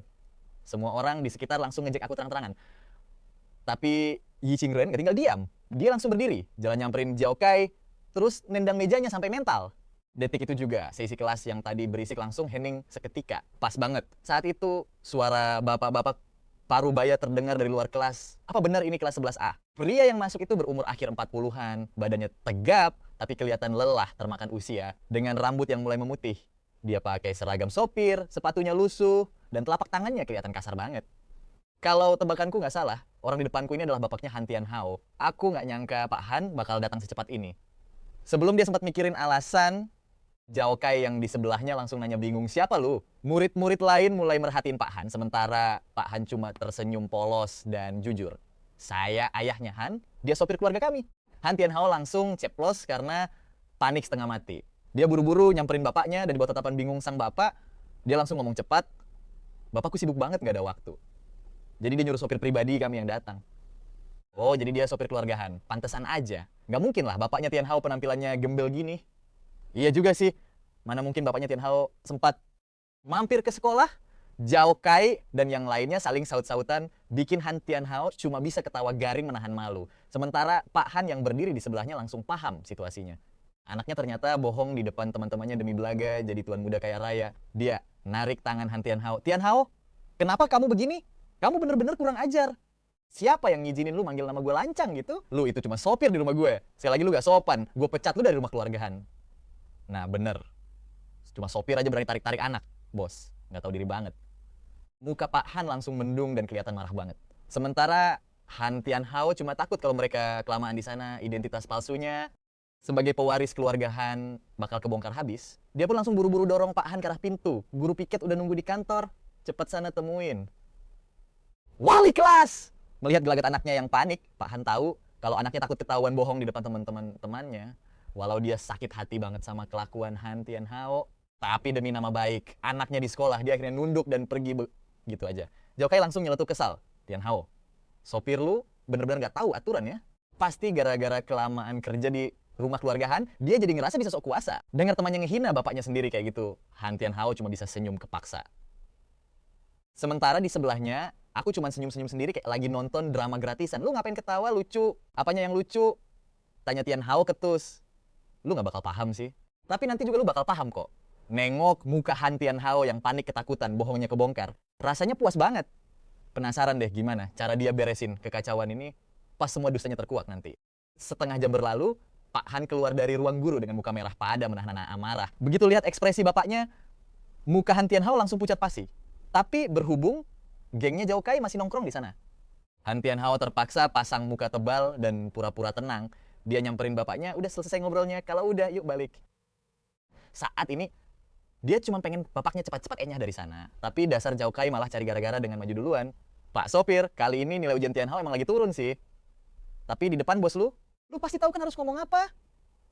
Jangan sampai salah ngomong. Pak Han nggak nanggepin sama sekali. Zhao Kai mikir Pak Han ini keras kepala, jadi dia langsung naikin nada bicaranya. Nona muda nyuruh kami buat jagain Tianhao. Baik-baik. Kalau lu berani bocorin masalah ini ke bos, mending lu siap-siap aja. Bahkan nona muda nggak bakal tinggal diam. Zhao Kai merasa ancamannya barusan udah mantep banget. Sementara aku yang duduk di dalam kelas, hampir aja kelepasan ngakak. Wah, makin seru nih. Bukan cuma nilainya yang anjlok dan bapaknya dipanggil ke sekolah. Sekarang hubungan asmaranya juga nggak bisa disembunyiin lagi. Han, Tianhao bener-bener lagi makan hati saat ini. Dan buru-buru narik bapaknya keluar. Udah deh, gue lagi buru-buru mau balik ke rumah. Sana keluarin mobilnya. Di detik ini juga, amarah Pak Han bener-bener udah sampai ke ubun-ubun. Plak, dia langsung ngedorong Han Tianhao dan mendaratkan tamparan keras sampai pipi Han Tianhao terasa panas, terbakar. Zhao Kai langsung naik pitam. Lu gila ya? Tianhao itu tuan muda. Lu itu cuma sopir. Berani-beraninya lu main tangan sama Tianhao. Karena aku berhak, karena panik bohongnya terbongkar, Han Tianhao tiba-tiba ngebalas nampar bapaknya sendiri. Tamparan ini bikin Pak Han gak siap dan mundur beberapa langkah ke belakang. Han Tianhao langsung dongakin dagunya dengan sombong, suaranya kedengaran ngancem banget. Ini di sekolah. Berani-beraninya lu nampar gue di depan semua murid. Gue tahu bokap gue ngasih lu hak buat ngedidik gue. Tapi lu itu tetap aja cuma sopir di rumah gue. Jangan sok-sokan mau nasehatin gue. Sekarang cepat siapin mobil. Atau lu sengaja pengen diam di sini biar orang-orang ngetawain keluarga Han. Setiap kalimat dari Han Tianhao itu kayak peringatan keras buat bapaknya kalau mereka lagi di sekolah dan dikelilingi banyak temannya. Melihat kelakuan durhaka anaknya ini sekesal apapun Pak Han, dia cuma bisa pasrah sambil ngelempar tangannya dengan frustrasi, lalu pergi ninggalin kelas. Aku langsung ngejulurin leher kepo pengen lihat situasi di luar, tapi ternyata Yi Qingren udah beresin semua PR-ku ke dalam tas. Pas aku sadar, mejaku udah rapi dan bersih banget. Yi Qingren nepuk kepalaku pelan, udah puas nonton dramanya, yuk pulang. Kami berdua pun jalan keluar kelas beriringan, liburan musim panas pun tiba, dan Yi Qingren udah nyiapin rencana diet khusus buat liburan kali ini. Setelah berjuang keras selama lebih dari 2 bulan, aku sukses nurunin berat badan sampai 65 kg. Libur musim panas emang momen paling pas buat glow up. Pas bulan Agustus, pas liburan, udah mau kelar, grup chat kelas tiba-tiba rame banget. Aku lihat Han Tianhao dengan semangatnya ngajakin anak-anak kelas buat liburan ke villa mewah demi ngindarin cuaca panas. Dengar kata villa mewah, semuanya langsung heboh kegirangan. Pas aku baca pesan itu, sudut bibirku langsung auto naik. Kayaknya si Han Tianhao ini ketakutan setengah mati kalau kedatangan bapaknya kemarin bikin teman-teman sekelas curiga sama identitas palsunya. Makanya dia sengaja cari kesempatan buat ngebuktiin kalau dia tuh beneran tuan muda kaya raya. Apalagi dia mainin kata-kata dengan pinter banget. Dia cuma bilang ngajak ke villa, tanpa pernah bilang kalau villa itu punya keluarganya sendiri. Biar dia bisa aman dari masalah di kemudian hari kalau bohongnya kebongkar. Aku langsung guling-guling di kasur, terus lari ke kamar Yi Qingren yang ada persis di sebelah kamarku. Gak pakai ketuk pintu, aku langsung nerobos masuk. Di sana Yi Qingren lagi duduk manis di dekat jendela sambil anteng membaca buku. Gue langsung nyengir dan nanya apa dia mau ikut bareng gue. Tapi begitu nama Han Tianhao disebut, senyum di muka Yi Qingren langsung lenyap seketika. Sana pergi, gue gak mau ikut, beneran deh. Padahal ada tontonan seru banget nih, lagian, bukan di kelas A juga. Sana pergi aja sendiri. Hati-hati di jalan. Melihat Yi Qingren gak tertarik sama sekali. Gue gak maksa dia lagi. Pas gue baru mau balik badan dan pergi, tiba-tiba Yi Qingren manggil gue, kasih gue alamatnya. Lo berubah pikiran ya? Nggak, cuman biar gue bisa minta Paman Li buat jemput lu kalau kemalaman. Dengar itu gue pun mengangguk. Oke, paham. Niatnya sih gue mau nyeret Yi Qingren buat nonton drama seru ini bareng, tapi dia kayaknya nggak peduli sama sekali. Jadi ya udahlah, gue nikmatin sendiri aja. Nggak kerasa waktu cepat berlalu dan hari liburan di Villa Resort yang terletak jauh di pegunungan pinggir kota pun tiba. Bilangnya sih Villa Resort mewah, tapi sebenarnya cuma villa gede yang punya halaman luas. Pas gue sampai, teman-teman sekelas yang lain ternyata sudah pada kumpul semua. Han Tianhao cuma pakai baju santai kasual, gayanya sok banget kayak udah lama tinggal di sana. Dia langsung ngajak semuanya masuk ke ruang tamu. Semuanya anggap aja kayak rumah sendiri ya. Zhou Kai dan yang lainnya yang baru pertama kali lihat villa sesegede ini langsung melongo sampai nggak bisa berkata-kata. Tianhao, gila, rumah lu gede banget, parah. Tianhao, biasanya lu nggak tinggal di sini ya. Tempat ini gila sih, mewah banget. Semuanya sibuk muji-muji dan kagum sama tempat itu. Padahal di kelas kita banyak anak dari keluarga kaya, tapi kebanyakan dari mereka cuma tinggal di kondominium mewah atau villa kecil di pinggir kota. Yang jelas kalah jauh kalau dibandingin sama kekayaan keluarga Han. Han Tianhao cuma senyum misterius tanpa ngomong apa-apa, nggak ngasih penjelasan lebih lanjut. Oh iya, Tianhao. Mana Nona Yi? Kok dia nggak barengan sama lu? Dia langsung masukin tangan ke kantong celananya. Yi Yuyan, bentar lagi sampai kok, kita main dulu aja. Apa? Semuanya udah kumpul, kok rasanya ada yang kurang ya? Apa si Gujun? Gujun belum kelihatan batang hidungnya nih. Gara-gara si sampah Gujun itu orang tua Tianhao sama Nona Yi sampai dipanggil sekolah waktu itu. Dia pasti malu lah buat nunjukin mukanya di sini. Tapi jangan salah dulu. Dia kan udah ngejar-ngejar Nona Yi selama 2 tahun ini. Mana mungkin dia ngelewatin kesempatan buat deketin dia. Suara tawa ngejek Yang ditujuin ke gue yang langsung menggema di seluruh ruangan. Pas banget saat itu, bel pintu halaman bunyi. Zhou Kai jadi orang pertama yang langsung berdiri. pasti itu Nona Yi. Dia udah datang, biar gue yang buka pintunya. Zhou Kai buru-buru lari buat buka pintu, tapi begitu pintu kebuka, dia langsung shock berat melihat cowok yang super ganteng berdiri di depannya. Zhou Kai melongo heran. Lu siapa? Gue Gujun. Gujun? Han Tianhao yang denger keributan itu langsung jalan nyamperin juga. Kai, lama banget sih lu buka pintu, walaupun Zhou Kai itu sahabatnya sendiri. Dia agak khawatir kalau temennya ini bakal curi start duluan deketin cewek. Tapi pas Han Tianhao makin dekat dan ngelihat ke depan, dia langsung disuguhin sama muka gue yang kelewat tampan. Melihat pemandangan itu, dia langsung ngeblank seketika karena gagal ngenalin siapa orang yang ada di depannya ini. Gue pun langsung buka suara duluan. Tianhao, masa lu udah lupa sama gue secepat ini? Senyuman di wajah Han Tianhao langsung kaku seketika. Gue melirik ke dalam rumah. Kenapa? Lu nggak mau nyambut gue masuk? Melihat Han Tianhao sama Zhou Kai cuma bisa bungkam. Dengan santainya gue dorong koper gue dan langsung melangkah masuk ke dalam rumah. Pas Han Tianhao sama Zhou Kai akhirnya tersadar dari syoknya, gue udah nyampe di tengah-tengah ruang tamu. Cewek-cewek yang tadinya lagi asyik ketawa ketiwi langsung noleh. Dan begitu melihat cowok super tampan jalan bawa koper, mata mereka langsung auto melotot nggak berkedip. Gila, ganteng banget. Sejak kapan kelas mereka punya cowok tampan kelas kakap kayak gini? Han Tianhao langsung buru-buru lari ngejar gue dari belakang. Gujun. Semua orang yang dengar Han Tianhao manggil cowok itu Gujun langsung melongo keheranan. No way, kaget setengah mati. Maksud lu, dia ini Gujun. Lu bercanda ya? Mana mungkin si gendut itu bisa jadi kayak gini? Teman-teman sekelasnya awalnya nggak percaya sama sekali. Tapi setelah mereka merhatiin muka gue baik-baik, mereka baru sadar kalau struktur wajah gue emang mirip sama yang dulu. Gujun, ini beneran lu? Semua orang yang ngelihat perubahan drastis hasil diet sukses gue langsung pasang komat kamit, muka syok campur kagum. Cuma muka Han Tianhao doang yang langsung mendung dan asem banget di ruangan itu. Dia bener-bener nggak nyangka kalau cuma dalam satu liburan musim panas yang singkat ini, gue bisa glow up parah lewat transformasi diet yang gila ini. Kalau sampai Yi Yuyan ngelihat penampilan baru Gujun yang sekarang, apa dia bakal mulai ngelirik dia? Halo semuanya, lama nggak ketemu ya? Kebetulan bokap nyokap gue baru-baru ini pergi dinas ke luar negeri. Jadi gue sengaja nyiapin beberapa hadiah kecil buat kalian semua. Semoga kalian suka ya.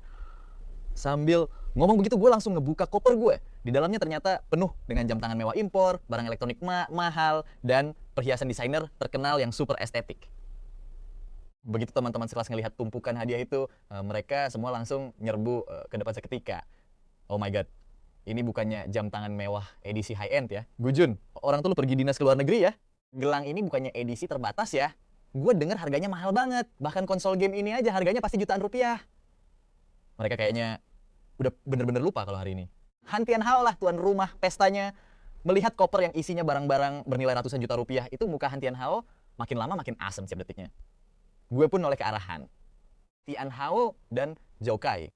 Tian Hao, Xiaokai, kalian berdua sini pilih satu juga. Mata Xiaokai udah langsung hijau penuh keserakahan begitu ngelihat barang-barang mewah di dalam koper itu. Tapi dia langsung teringat sama omongan Han. Tian Hao sebelumnya kalau bokap gue cuma seorang sopir biasa dan keluarga gue nggak punya banyak duit. Jadi mana mungkin gue bisa bawa pulang. Nah, hadiah semahal ini cuma dari sekali perjalanan. Xiaokai pun langsung nyeletuk dengan nada ngejek. Alah, apaan yang mau dipilih? Paling ini semua cuma barang tiruan alias KW super kan? Xiaokai, Gujun, ini udah baik loh. Lu ngomong-ngomong kosong apaan sih? Iya, bener banget. Siapapun juga bisa lihat kalau ini semua barang asli. Nggak mungkin palsu deh. Label luar negeri sama tag, anti pemalsuan aja. Aca masih nempel utuh gini kok. Xiaokai, kalau lu nggak mau, ya udah tapi jangan asal nuduh dong. Semua orang langsung berbalik belain gue dalam sekejap. Iman Xiaokai mulai goyah begitu mendengar pembelaan mereka. Sementara itu gue udah duduk santai di sofa terdekat sambil santai ngelihatin semua orang yang lagi rebutan milih hadiah mereka dengan heboh. Melihat Han Tian Hao yang masih ragu-ragu buat maju ke depan, gue langsung senyum dan mulai mancing. Tian Hao, Villa Resort ini emang beneran punya keluarga lu ya? Kelihatan gede banget sih. Pertanyaan gue yang kedengarannya sepele ini langsung bikin Han Tian Hao mati kutu karena aslinya villa ini sama sekali bukan punya dia. Ini cuma salah satu villa yang jarang banget dikunjungi sama keluarga Han yang asli. Dia bisa megang kuncinya kali ini juga cuma karena seluruh anggota keluarga Han yang asli lagi liburan ke luar negeri. Dia minta bantuan bokapnya yang kerja jadi sopir di sana buat ngelobi pengurus rumah biar bisa pinjam kunci villa ini. Tapi di momen ini mata semua orang lagi tertuju ke arah dia, cuma ke arah Han Tian Hao seorang karena nggak mau kalah gengsi setelah ngelihat gue bawa sekeranjang hadiah mewah. Dia akhirnya terpaksa ngotot dan bilang, iya bener, villa segede ini emang punya keluarga gue. Tapi kok tumbennya nggak ada pelayan satupun di sini? Pertanyaan gue berikutnya langsung bikin dia bungkam 1000 bahasa. Bisa dapat kunci villa? Ini aja udah setengah mati, mana sempat dia nyari. Pelayan cadangan, teman-teman sekelas yang lain juga mulai ngerasa aneh. Iya juga ya Tian Hao. Bukan cuma nggak ada pelayan, tapi satpam penjaga juga nggak kelihatan sama sekali. Biasanya siapa yang ngerawat villa segede ini? Dia langsung buru-buru ngeles. Oh, itu karena gue tahu kalian semua mau datang ke sini. Jadi sengaja gue liburin mereka semua seharian. Soalnya gue takut mereka bakal ganggu keseruan kita. Melihat Han Tian Hao yang udah dapet alasan buat ngeles, gue pura-pura pasang muka bingung dan nanya lagi. Tapi perut kita semua udah pada keroncongan nih. Kalau nggak ada pelayan, terus siapa yang bakal masak buat kita? Tentu aja gue sendiri yang bakal turun ke dapur buat masakin kalian semua. Han Tian Hao emang masih pede banget sama kemampuan masaknya. Melihat nggak ada yang protes, gue langsung menyipitkan mata sambil senyum licik dan lanjut mancing. Wah, Tian Hao mau masak sendiri nih. Kalau gitu sih mantap banget. Gue denger-denger di keluarga konglomerat kayak keluarga Han ini, tiap hari makannya teripang sama abalon, ditambah lagi daging wagyu impor dan foie gras. Gue udah lama banget pengen nyobain makanan kayak gitu. Tian Hao, kita kan udah jauh-jauh datang ke sini nih. Lu pasti udah nyiapin semuanya kan? Teripang, abalon, daging wagyu, foie gras. Dari mana jalannya dia bisa nyiapin bahan-bahan mewah kayak gitu dalam waktu singkat? Sambil nunggu reaksi Han Tian Hao, teman-teman sekelas yang lain mulai ikutan nimbrung. Bener banget, Gujun aja bela-belain nyiapin hadiah mewah gini buat kita. Kita juga kepengen banget nyobain makanan mewah itu. Lu nggak bakal pelit kan Tian Hao? Kalian ngomong apa sih Tian Hao? Kita ini kan tuan muda dari keluarga Han.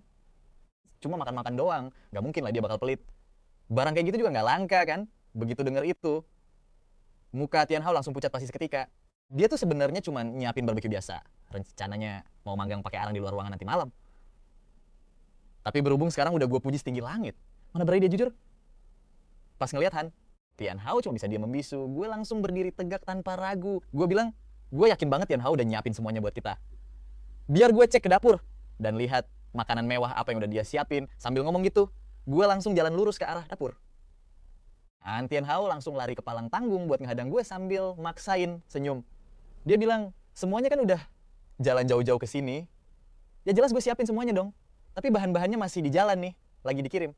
Kalau mau makan harusnya pakai bahan yang paling segar ya kan. Teman-teman sekelas yang dengar bakal ada pesta mewah beneran langsung manggut-manggut kegirangan. Gue cuma bisa ngangkat sebelah, alis mata gue sambil senyum sinis.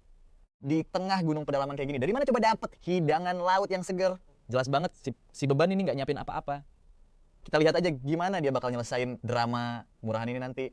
Pas nggak ada yang lihat. Si Han Tian Hao diam-diam menyelinap ke halaman belakang dan buru-buru nelepon nomor Yuyan. Di ujung telepon, suara Yuyan terdengar kesel banget. Ada apa sih, Yuyan? Nanti pas kamu datang ke sini, bisa tolong bawain abalon, teripang, sama bahan lainnya nggak? Abalon, teripang. Jadi kamu belum nyiapin apa-apa sama sekali.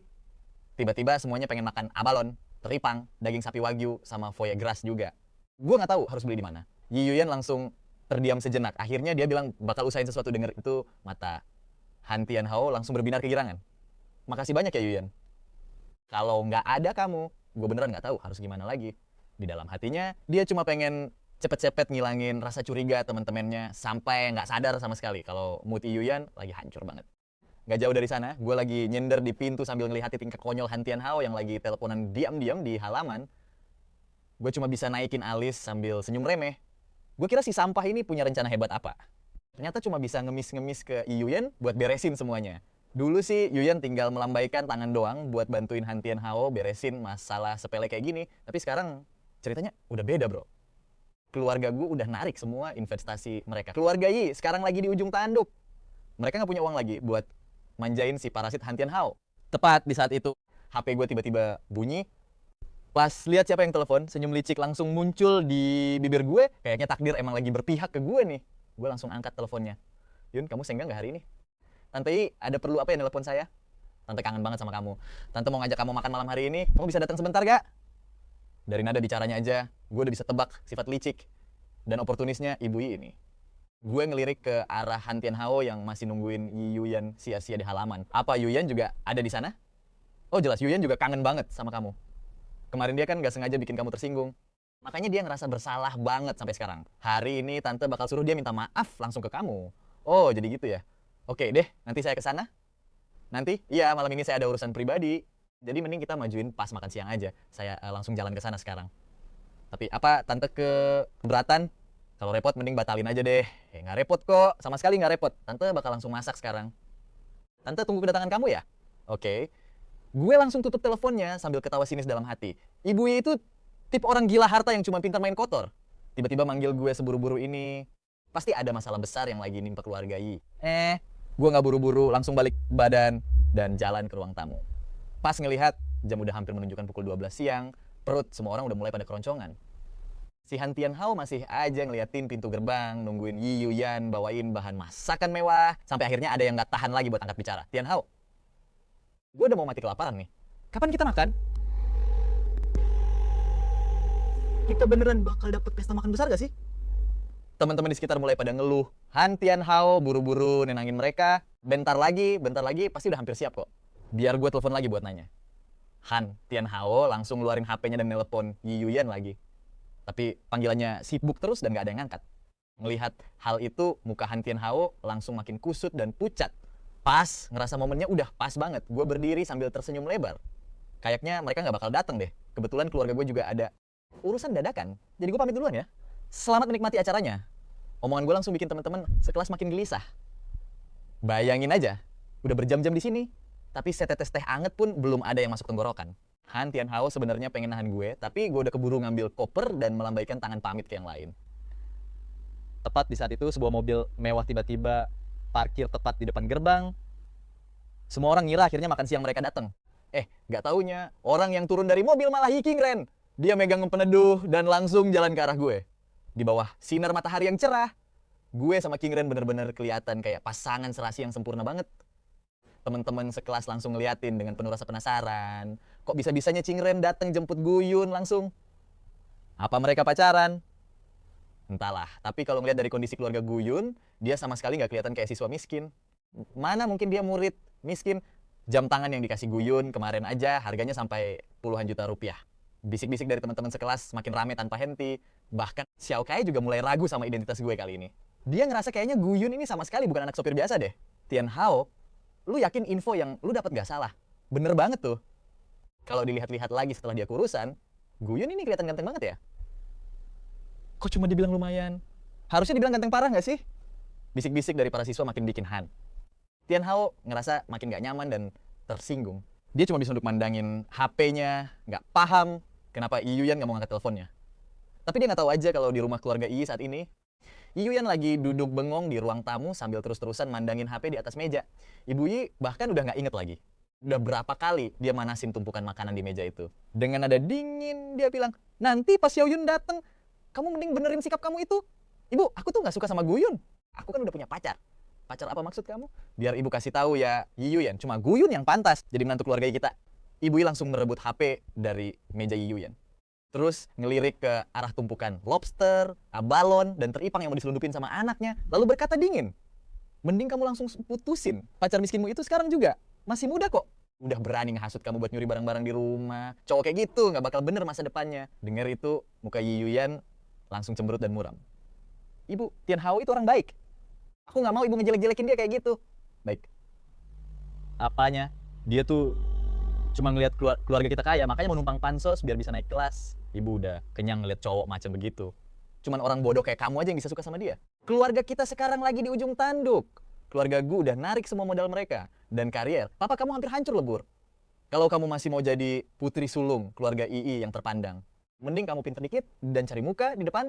Guyun, rencana nikah muda sama dia itu langkah paling benar buat kita. Pas Ibu Yi lagi sibuk menceramahi Yi Yuyan, tiba-tiba terdengar suara ketukan pintu. Ibu Yi langsung buru-buru ngerapihin dandanannya dan masang senyum paling manis pas jalan ke arah pintu. Tapi pas dibuka, di luar dugaan, orang yang berdiri di depan pintu ternyata bukan gue, melainkan sekretaris bokap gue.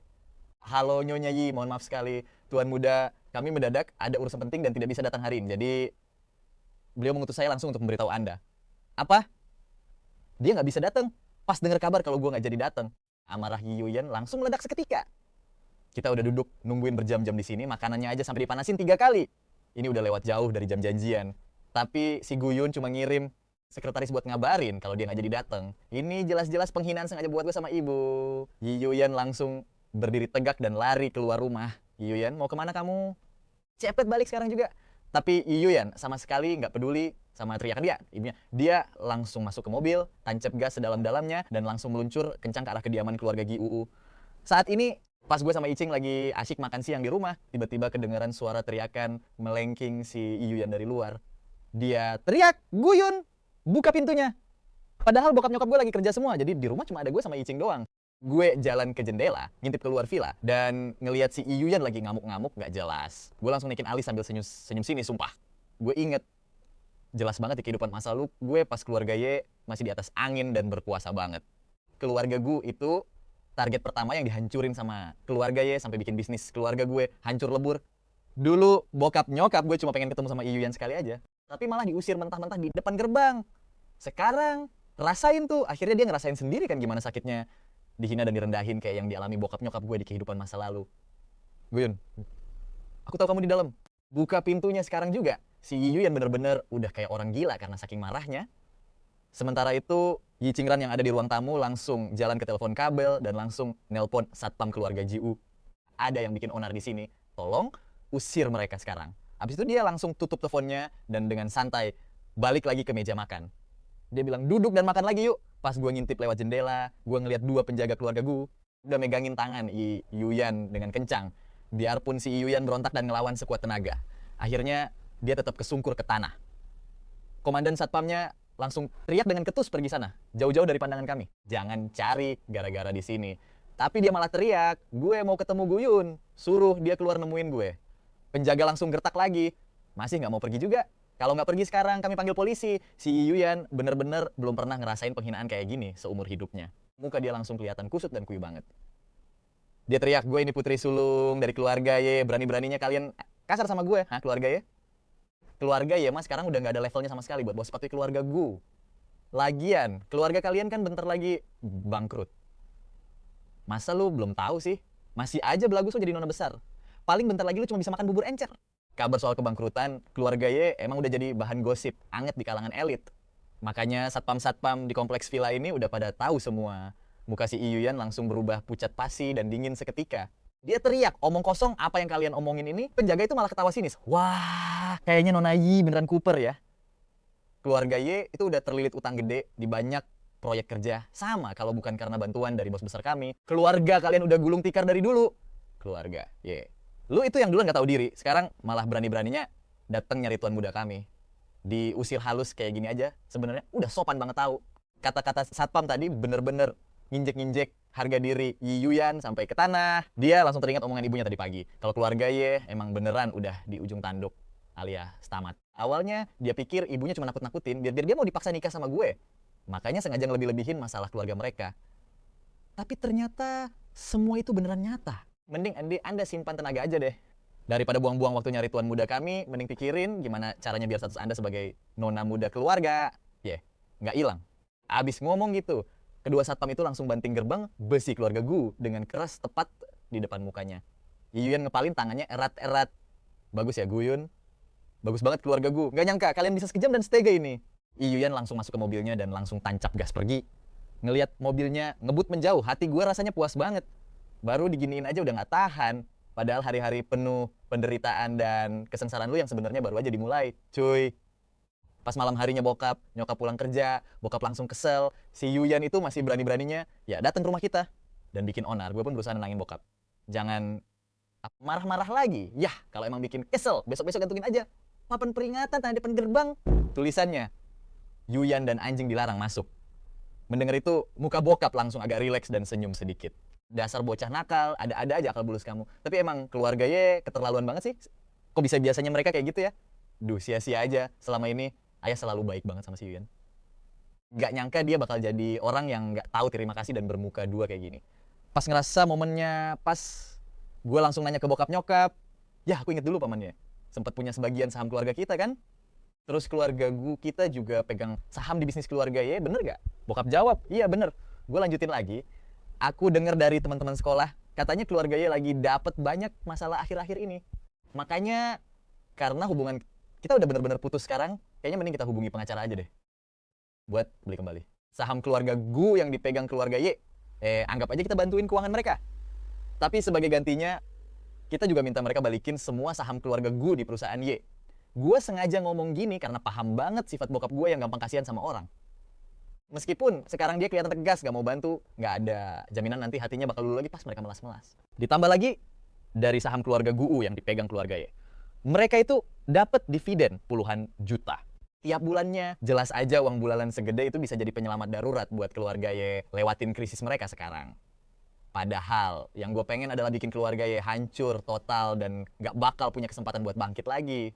Biar mereka ngerasain sendiri gimana rasanya jatuh miskin dan gak punya duit sepeser pun. Untungnya bokap gue langsung mikirin hal itu baik-baik. Dia bilang, kamu bener juga.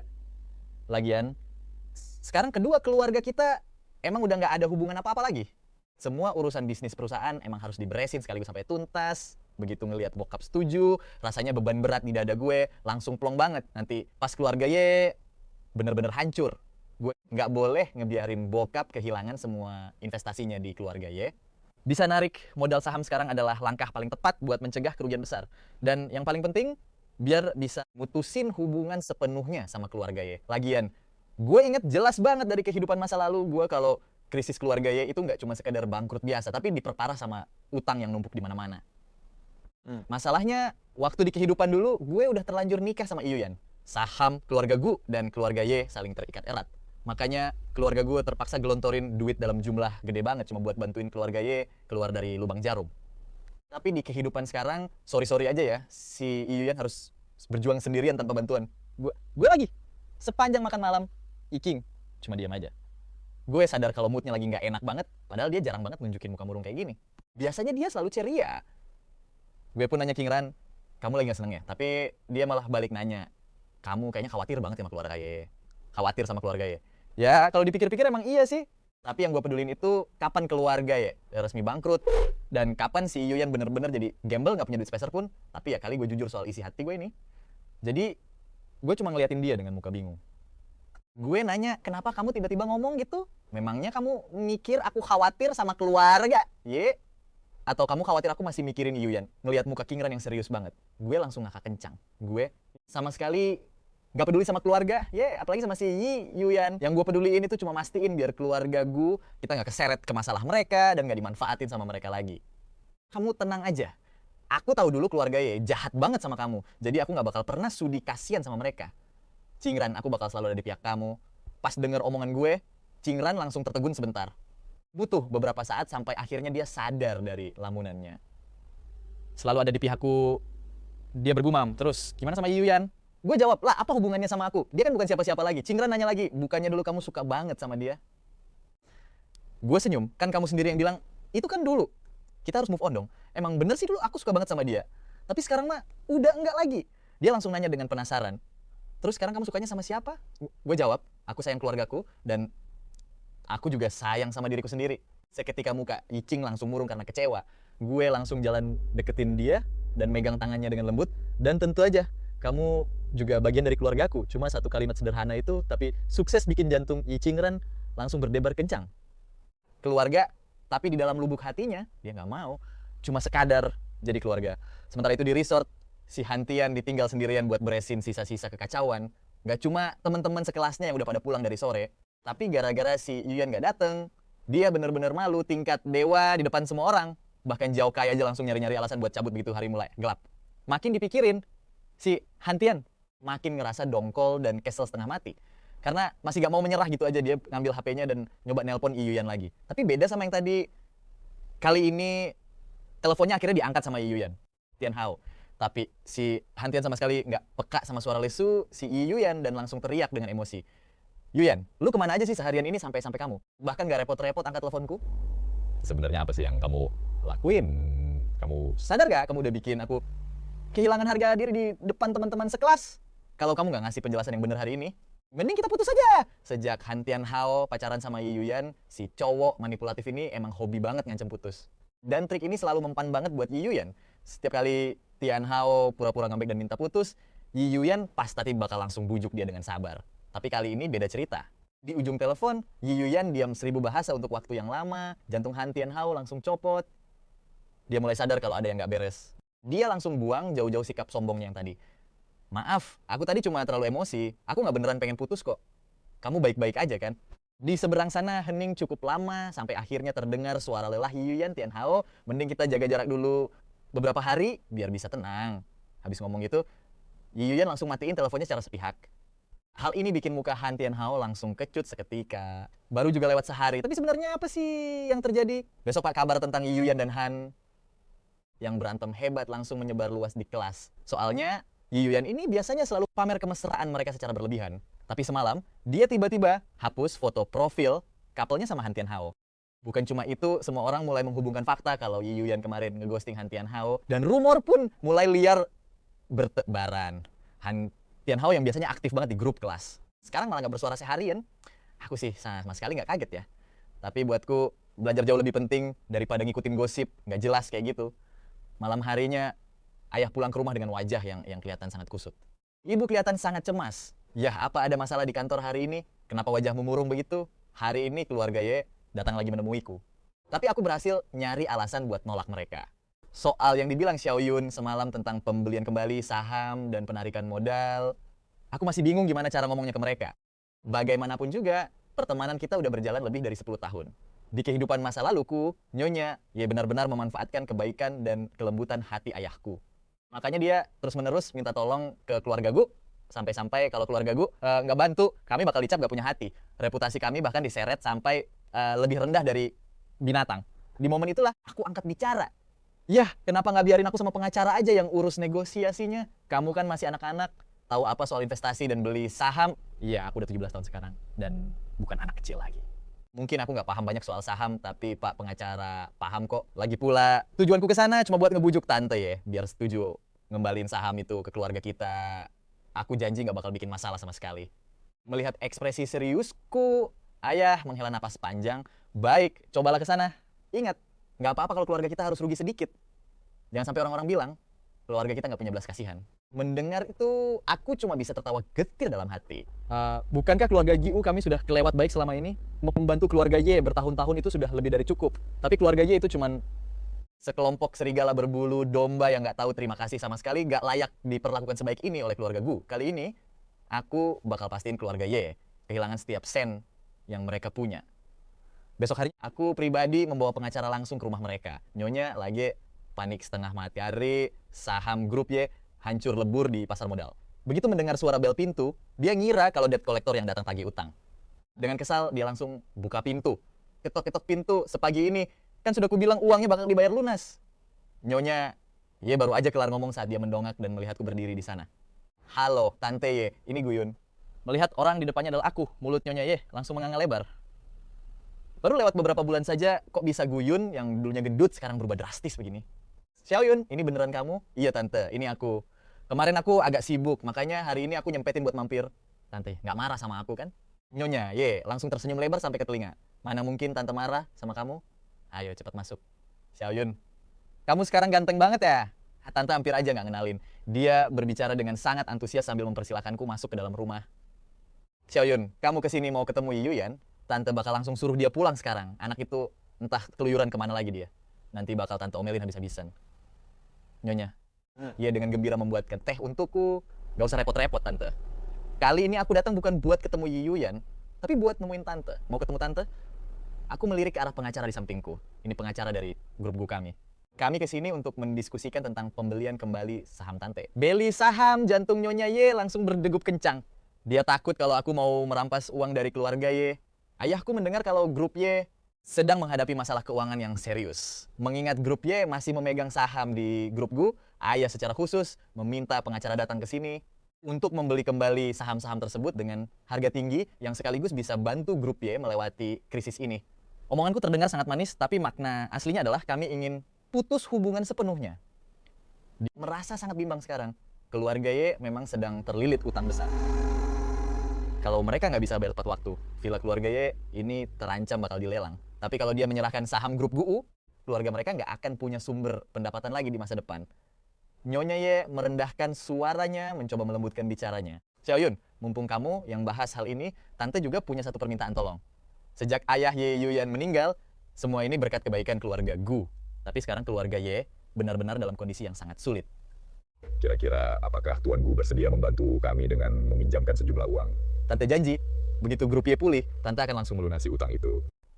Keluarga kalian kan juga punya saham di grup Y. Nanti kalau grup Y sudah menghasilkan uang, dividen untuk keluarga GU pasti bakal jauh lebih tinggi. Melihat tampang Nyonya Ye yang seolah-olah tulus ini, aku cuma bisa mencider dalam hati. Tante sebenarnya baik. Begitu melihatku bertanya, Nyonya Ye langsung menjawab cepat, kami butuh 1 miliar lagi. Cukup 1 miliar saja, agar keluarga Y kami bisa lepas dari penderitaan ini. Mendengar nominal 1 miliar, aku pura-pura pasang muka bingung dan terbebani. Takut miliar penuh ya tante? Dia cepat langsung memegang tanganku. Xiaoyun, kamu kan anak yang baik. Tuanku juga orang yang berhati mulia. Kami yang cuma hidup berdua sebagai ibu dan anak benar-benar gak punya pilihan lain. Tanpa 1 miliar ini, tante takut kami bakal luntang-lantung di jalanan. Dia tahu kalau aku gampang luluh, persis kayak ayahku. Di saat seperti ini, dia mulai terisak menceritakan semua penderitaannya belakangan ini. Tante tahu Yuyan kemarin emang keterlaluan, tante udah menceramahi dia. Jadi, kamu jangan khawatir ya. Di dalam hati tante cuma mengakui kamu, Xiaoyun, sebagai satu-satunya menantu kesayangan tante. Nanti, pas kamu dan Yuyan menikah, kamu bakal tante anggap seperti anak kandung sendiri. Keluarga Ye dan keluarga GU kita akan selamanya satu keluarga. Mendengar omongan yang bikin mual ini, aku benar-benar nggak tahan untuk nggak menarik tanganku kembali. Tante, kita kan memang satu keluarga, jadi nggak perlu sungkan begitu. Tapi 1 miliar itu nominal yang luar biasa besar. Meskipun keluarga GU kami punya cukup uang, kami nggak bisa langsung meminjamkan 1 miliar begitu saja. Nyonya yang mulai panik. Lalu apa yang harus kami lakukan kalau nggak punya 1 miliar itu? Dalam beberapa hari saja, debt collector bakal datang dan melelang rumah kami. Aku pun menenangkannya. Tenang saja tante. Meskipun keluarga saya nggak bisa ngeluarin 1 miliar uang tunai, sebenarnya tante sendiri yang bisa melakukannya. Aku? Dari mana aku bisa dapat 1 miliar penuh? Tante, saat ini tante kan memegang 5% saham dari keluarga gu kami. Memang nggak banyak, tapi nilai pasarnya sekitar 700 sampai 800 juta. Sekarang keluarga Y lagi butuh uang tunai secepatnya. Meskipun saham 5% ini memberikan dividen bulanan, tapi air yang jauh nggak akan bisa memadamkan api yang sudah dekat. Mengingat hubungan pertemanan kita yang sudah sangat lama, aku memberanikan diri untuk mengambil keputusan. Yaitu menggunakan 1 miliar untuk membeli kembali sesaham 5% grup GU yang dipegang oleh keluarga Y. Nanti aku bakal bilang ke ayahku untuk mencari cara menjual saham 5% itu ke orang lain. Biarpun keluarga kami harus rugi beberapa ratus juta. Ini bakal kelihatan kayak kita lagi bentuk keluarga ya. Pas denger omonganku, tante ya langsung tergiur banget. Dapat untung ekstra 200 sampai 300 juta secara cuma-cuma. Mana ada kesepakatan seuntung ini di tempat lain. Tapi apa tuan gue bakal beneran setuju? Halah. Papaku itu orangnya paling gak tegaan, jadi serahin aja semuanya ke aku. Kalau aku yang ngomong pasti langsung beres. Melihat tante Y yang masih ragu dan gak mau ngelepas saham grup gue yang menggiurkan itu, aku langsung gercep manasin suasana. Nah, tante, aku ngelakuin ini demi kebaikan keluarga tante sendiri loh. Aku denger para penagih utang itu kejam-kejam banget cara mainnya. Kalau nggak bayar, tangan sama kaki bisa langsung dipotong. Pas denger soal potong tangan kaki itu, muka tante Y langsung pucat pasti kayak mayat. Dia langsung bilang, ya udah deh tante bakal langsung transfer sahamnya sekarang juga. Tapi kapan uangnya bakal ditransfer ke rekening tante? Aku langsung bilang, tenang aja tante. Tapi ada satu hal lagi nih yang wajib banget tante bantu. Tante, iya nanya apa itu Xiaoyun? Tante, papaku ngasih misi pas aku kesini. Aku kan udah bantu tante, banyak banget nih. Jadi, tolong beli balik juga 5% saham e-group yang dipegang keluarga gue sekarang. Ini kan proses divestasi keluarga tante sendiri. Tapi sekarang kita beneran nggak punya uang sebanyak itu buat beli balik. Terus aku jawab, tante, aku udah hitung semuanya dengan matang kok. Saham e-group kan lagi anjlok parah. Jadi nilainya udah turun lebih dari setengahnya. Nah, kalau sekarang tante beli balik 5% saham e-group dari kami, ini jelas-jelas penawaran terbaik yang paling menguntungkan. Nanti pas e-group udah pulih, tante bisa jual lagi dengan harga jauh lebih mahal. Coba deh tante pikirin baik-baik. Dulu pas keluarga kami pegang 5% saham e-group itu nilainya tembus 1 miliar penuh. Sekarang pas saham e-group lagi hancur-hancuran, saham yang 5% itu nilainya bahkan nggak nyampe 200 juta. Sebenarnya keluarga Go kami yang rugi di sini. Lagi pula, pas aku beli balik saham tadi, aku kan udah kasih subsidi. Harga ke tante sebesar 300 juta. Masa tante nggak mau bantu aku buat urusan kecil ini? Tante Y langsung melongo denger rentetan hitung-hitungan cerdiku.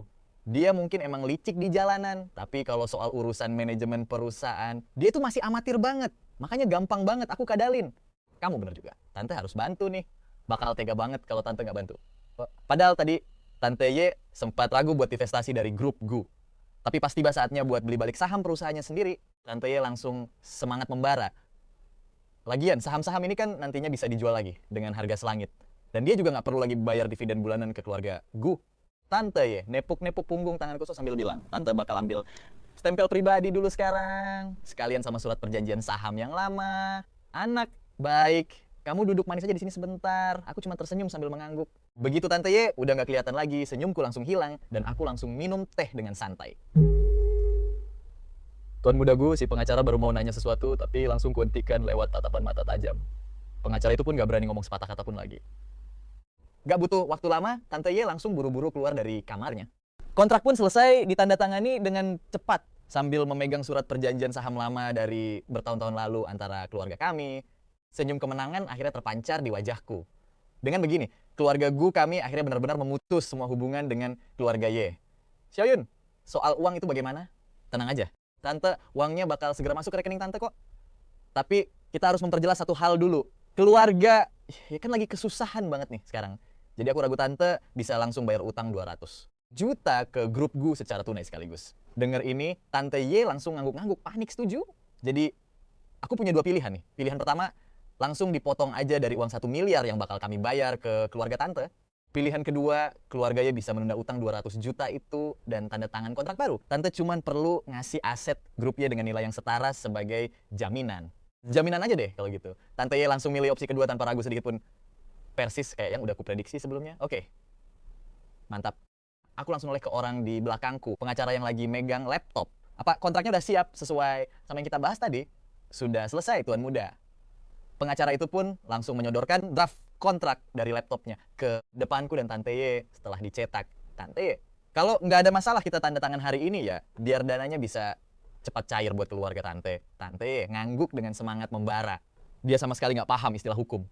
Tapi dia cuma peduli kalau poin-poinnya kelihatan menguntungkan buat keluarga Y. Aku cuma duduk santai sambil minum teh di sampingnya pas Tante Y meriksa, ngecap stempel dan tanda tangan. Baru deh setelah itu senyum puas muncul di wajahku. Tante Y, buat jaminannya kita pakai 5 properti di pusat kota dan 3 kendaraan keluarga Y ya.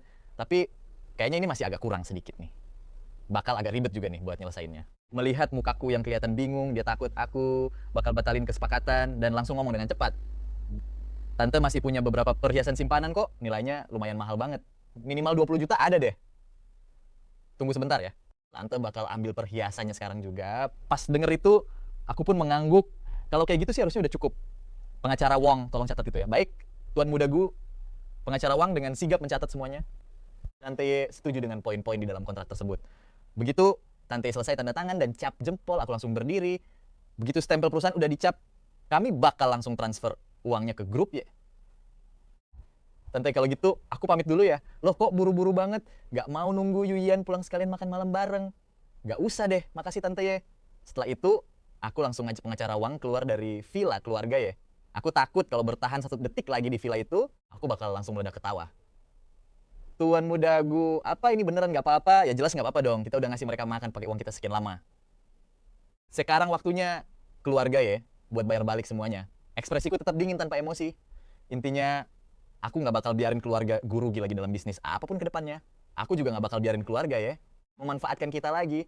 Pas aku pulang malam harinya, Papa masih khawatir kalau urusannya nggak berjalan lancar, apalagi setelah melihat ekspresi ragu dan tegang di wajah pengacara Wang. Papa menghela napas panjang dan berat. Coba bicarakan ke Papa, kali ini kita rugi berapa? Banyak, bilang aja biar Papa bisa siap-siap. Sebenarnya kita untung 700 juta rupiah loh Pak. Kita untung 700 juta pengacara. Wang langsung menyerahkan surat perjanjian yang ditandatangani Tante Ye hari ini ke papaku. Setengah ragu, Papa membuka kontrak itu. Coba Papa lihat gimana caranya kamu bisa untung 700 juta. Awalnya Papa gak terlalu merhatiin, tapi pas mulai baca, dia langsung sadar ada yang aneh banget di sana. Dia akhirnya harus pakai kacamata bacanya dengan wajah yang penuh keterkejutan. Semua ini? Tante, yo kamu beneran tanda tangan semua ini? Iya Pak, beneran. Dia setuju buat putus hubungan sama kita cuma dengan 1 miliar saja. Gak cuma balikin saham grup Gu, dia bahkan ngejaminin rumah sama mobilnya juga. Pah, semuanya tertulis jelas hitam di atas putih kok. Ngapain juga aku bohongin Papa? Papaku gak habis pikir, padahal 5% saham grup Gu itu bisa dengan mudah dijual ke pihak luar seharga 1,5 miliar. Tapi keluarga Ye malah cuma ambil 1 miliar, balikin sahamnya, bahkan ngasih kita semua jaminan itu. Ini bener-bener gak masuk akal. Terus, gimana soal barang-barang jaminan ini, Nak? Pak, kita kan juga punya saham di grup Y. Dan dia nggak punya uang tunai buat beli balik saham itu. Jadi aku suruh dia buat. Ngasih jaminan dengan nilai yang setara aja biar utangnya bisa ditunda. Kalau dia nggak bisa bayar sampai tenggat waktu yang ditentukan, kita tinggal lelang jaminannya buat narik balik modal kita. Pas dengar penjelasanku, Papa langsung melongo heran. Dulu pas keluarga ya punya utang ke kita, mereka cuma nulis surat utang sederhana doang. Dan surat utang itu bahkan nggak ada tanggal pelunasannya. Karena hubungan pertemanan yang lama dengan keluarga Y. Papa nggak tega buat bersikap tegas soal utang-utang itu. Di tahun lalu aja, keluarga Y udah berutang puluhan juta ke kita. Tapi dia dan anak perempuannya selalu pakai alasan miskin biar nggak usah bayar. Papa nggak pernah nyangka kalau aku beneran bisa ngebujuk Tante Y buat tanda tangan perjanjian jaminan ini. Mama yang lagi duduk di deket situ akhirnya ikut angkat bicara. Tapi kan saham grupnya lagi anjlok banget. Saham yang 5% itu nilainya udah nggak seberapa sekarang. Kenapa dia mau setuju buat ngejaminin aset sebanyak itu? Keluarga Y itu dulunya kelas atas, Tante Y. Sebenarnya nggak tahu apa-apa soal keuangan. Dia jelas nggak paham situasi pasar saham sekarang. Aku cuma perlu ngelebih-lebihin nilainya lewat beberapa kata aja. Dan dia langsung manggut-manggut setuju gitu aja. Tapi apa ini nggak agak keterlaluan, Nak? Loh, emangnya kenapa, Ma? Keluarga Y itu udah berutang banyak banget ke kita selama setahun terakhir ini. Mereka nggak pernah punya niat buat bayar balik sedikit pun. Tante Y bahkan sempat pamer soal simpanan perhiasannya hari ini. Paling dikit nilainya puluhan juta dong. Ini bukti nyata kalau mereka sebenarnya punya duit, tapi emang dasarnya pelit aja. Kagak mau bayar. Lagian, semua orang juga tahu kalau keluarga Y itu lagi tenggelam dalam tumpukan utang. Kita udah berbaik hati mau ngasih duit buat bantu ngelunasin utang mereka. Kurang adil apa coba?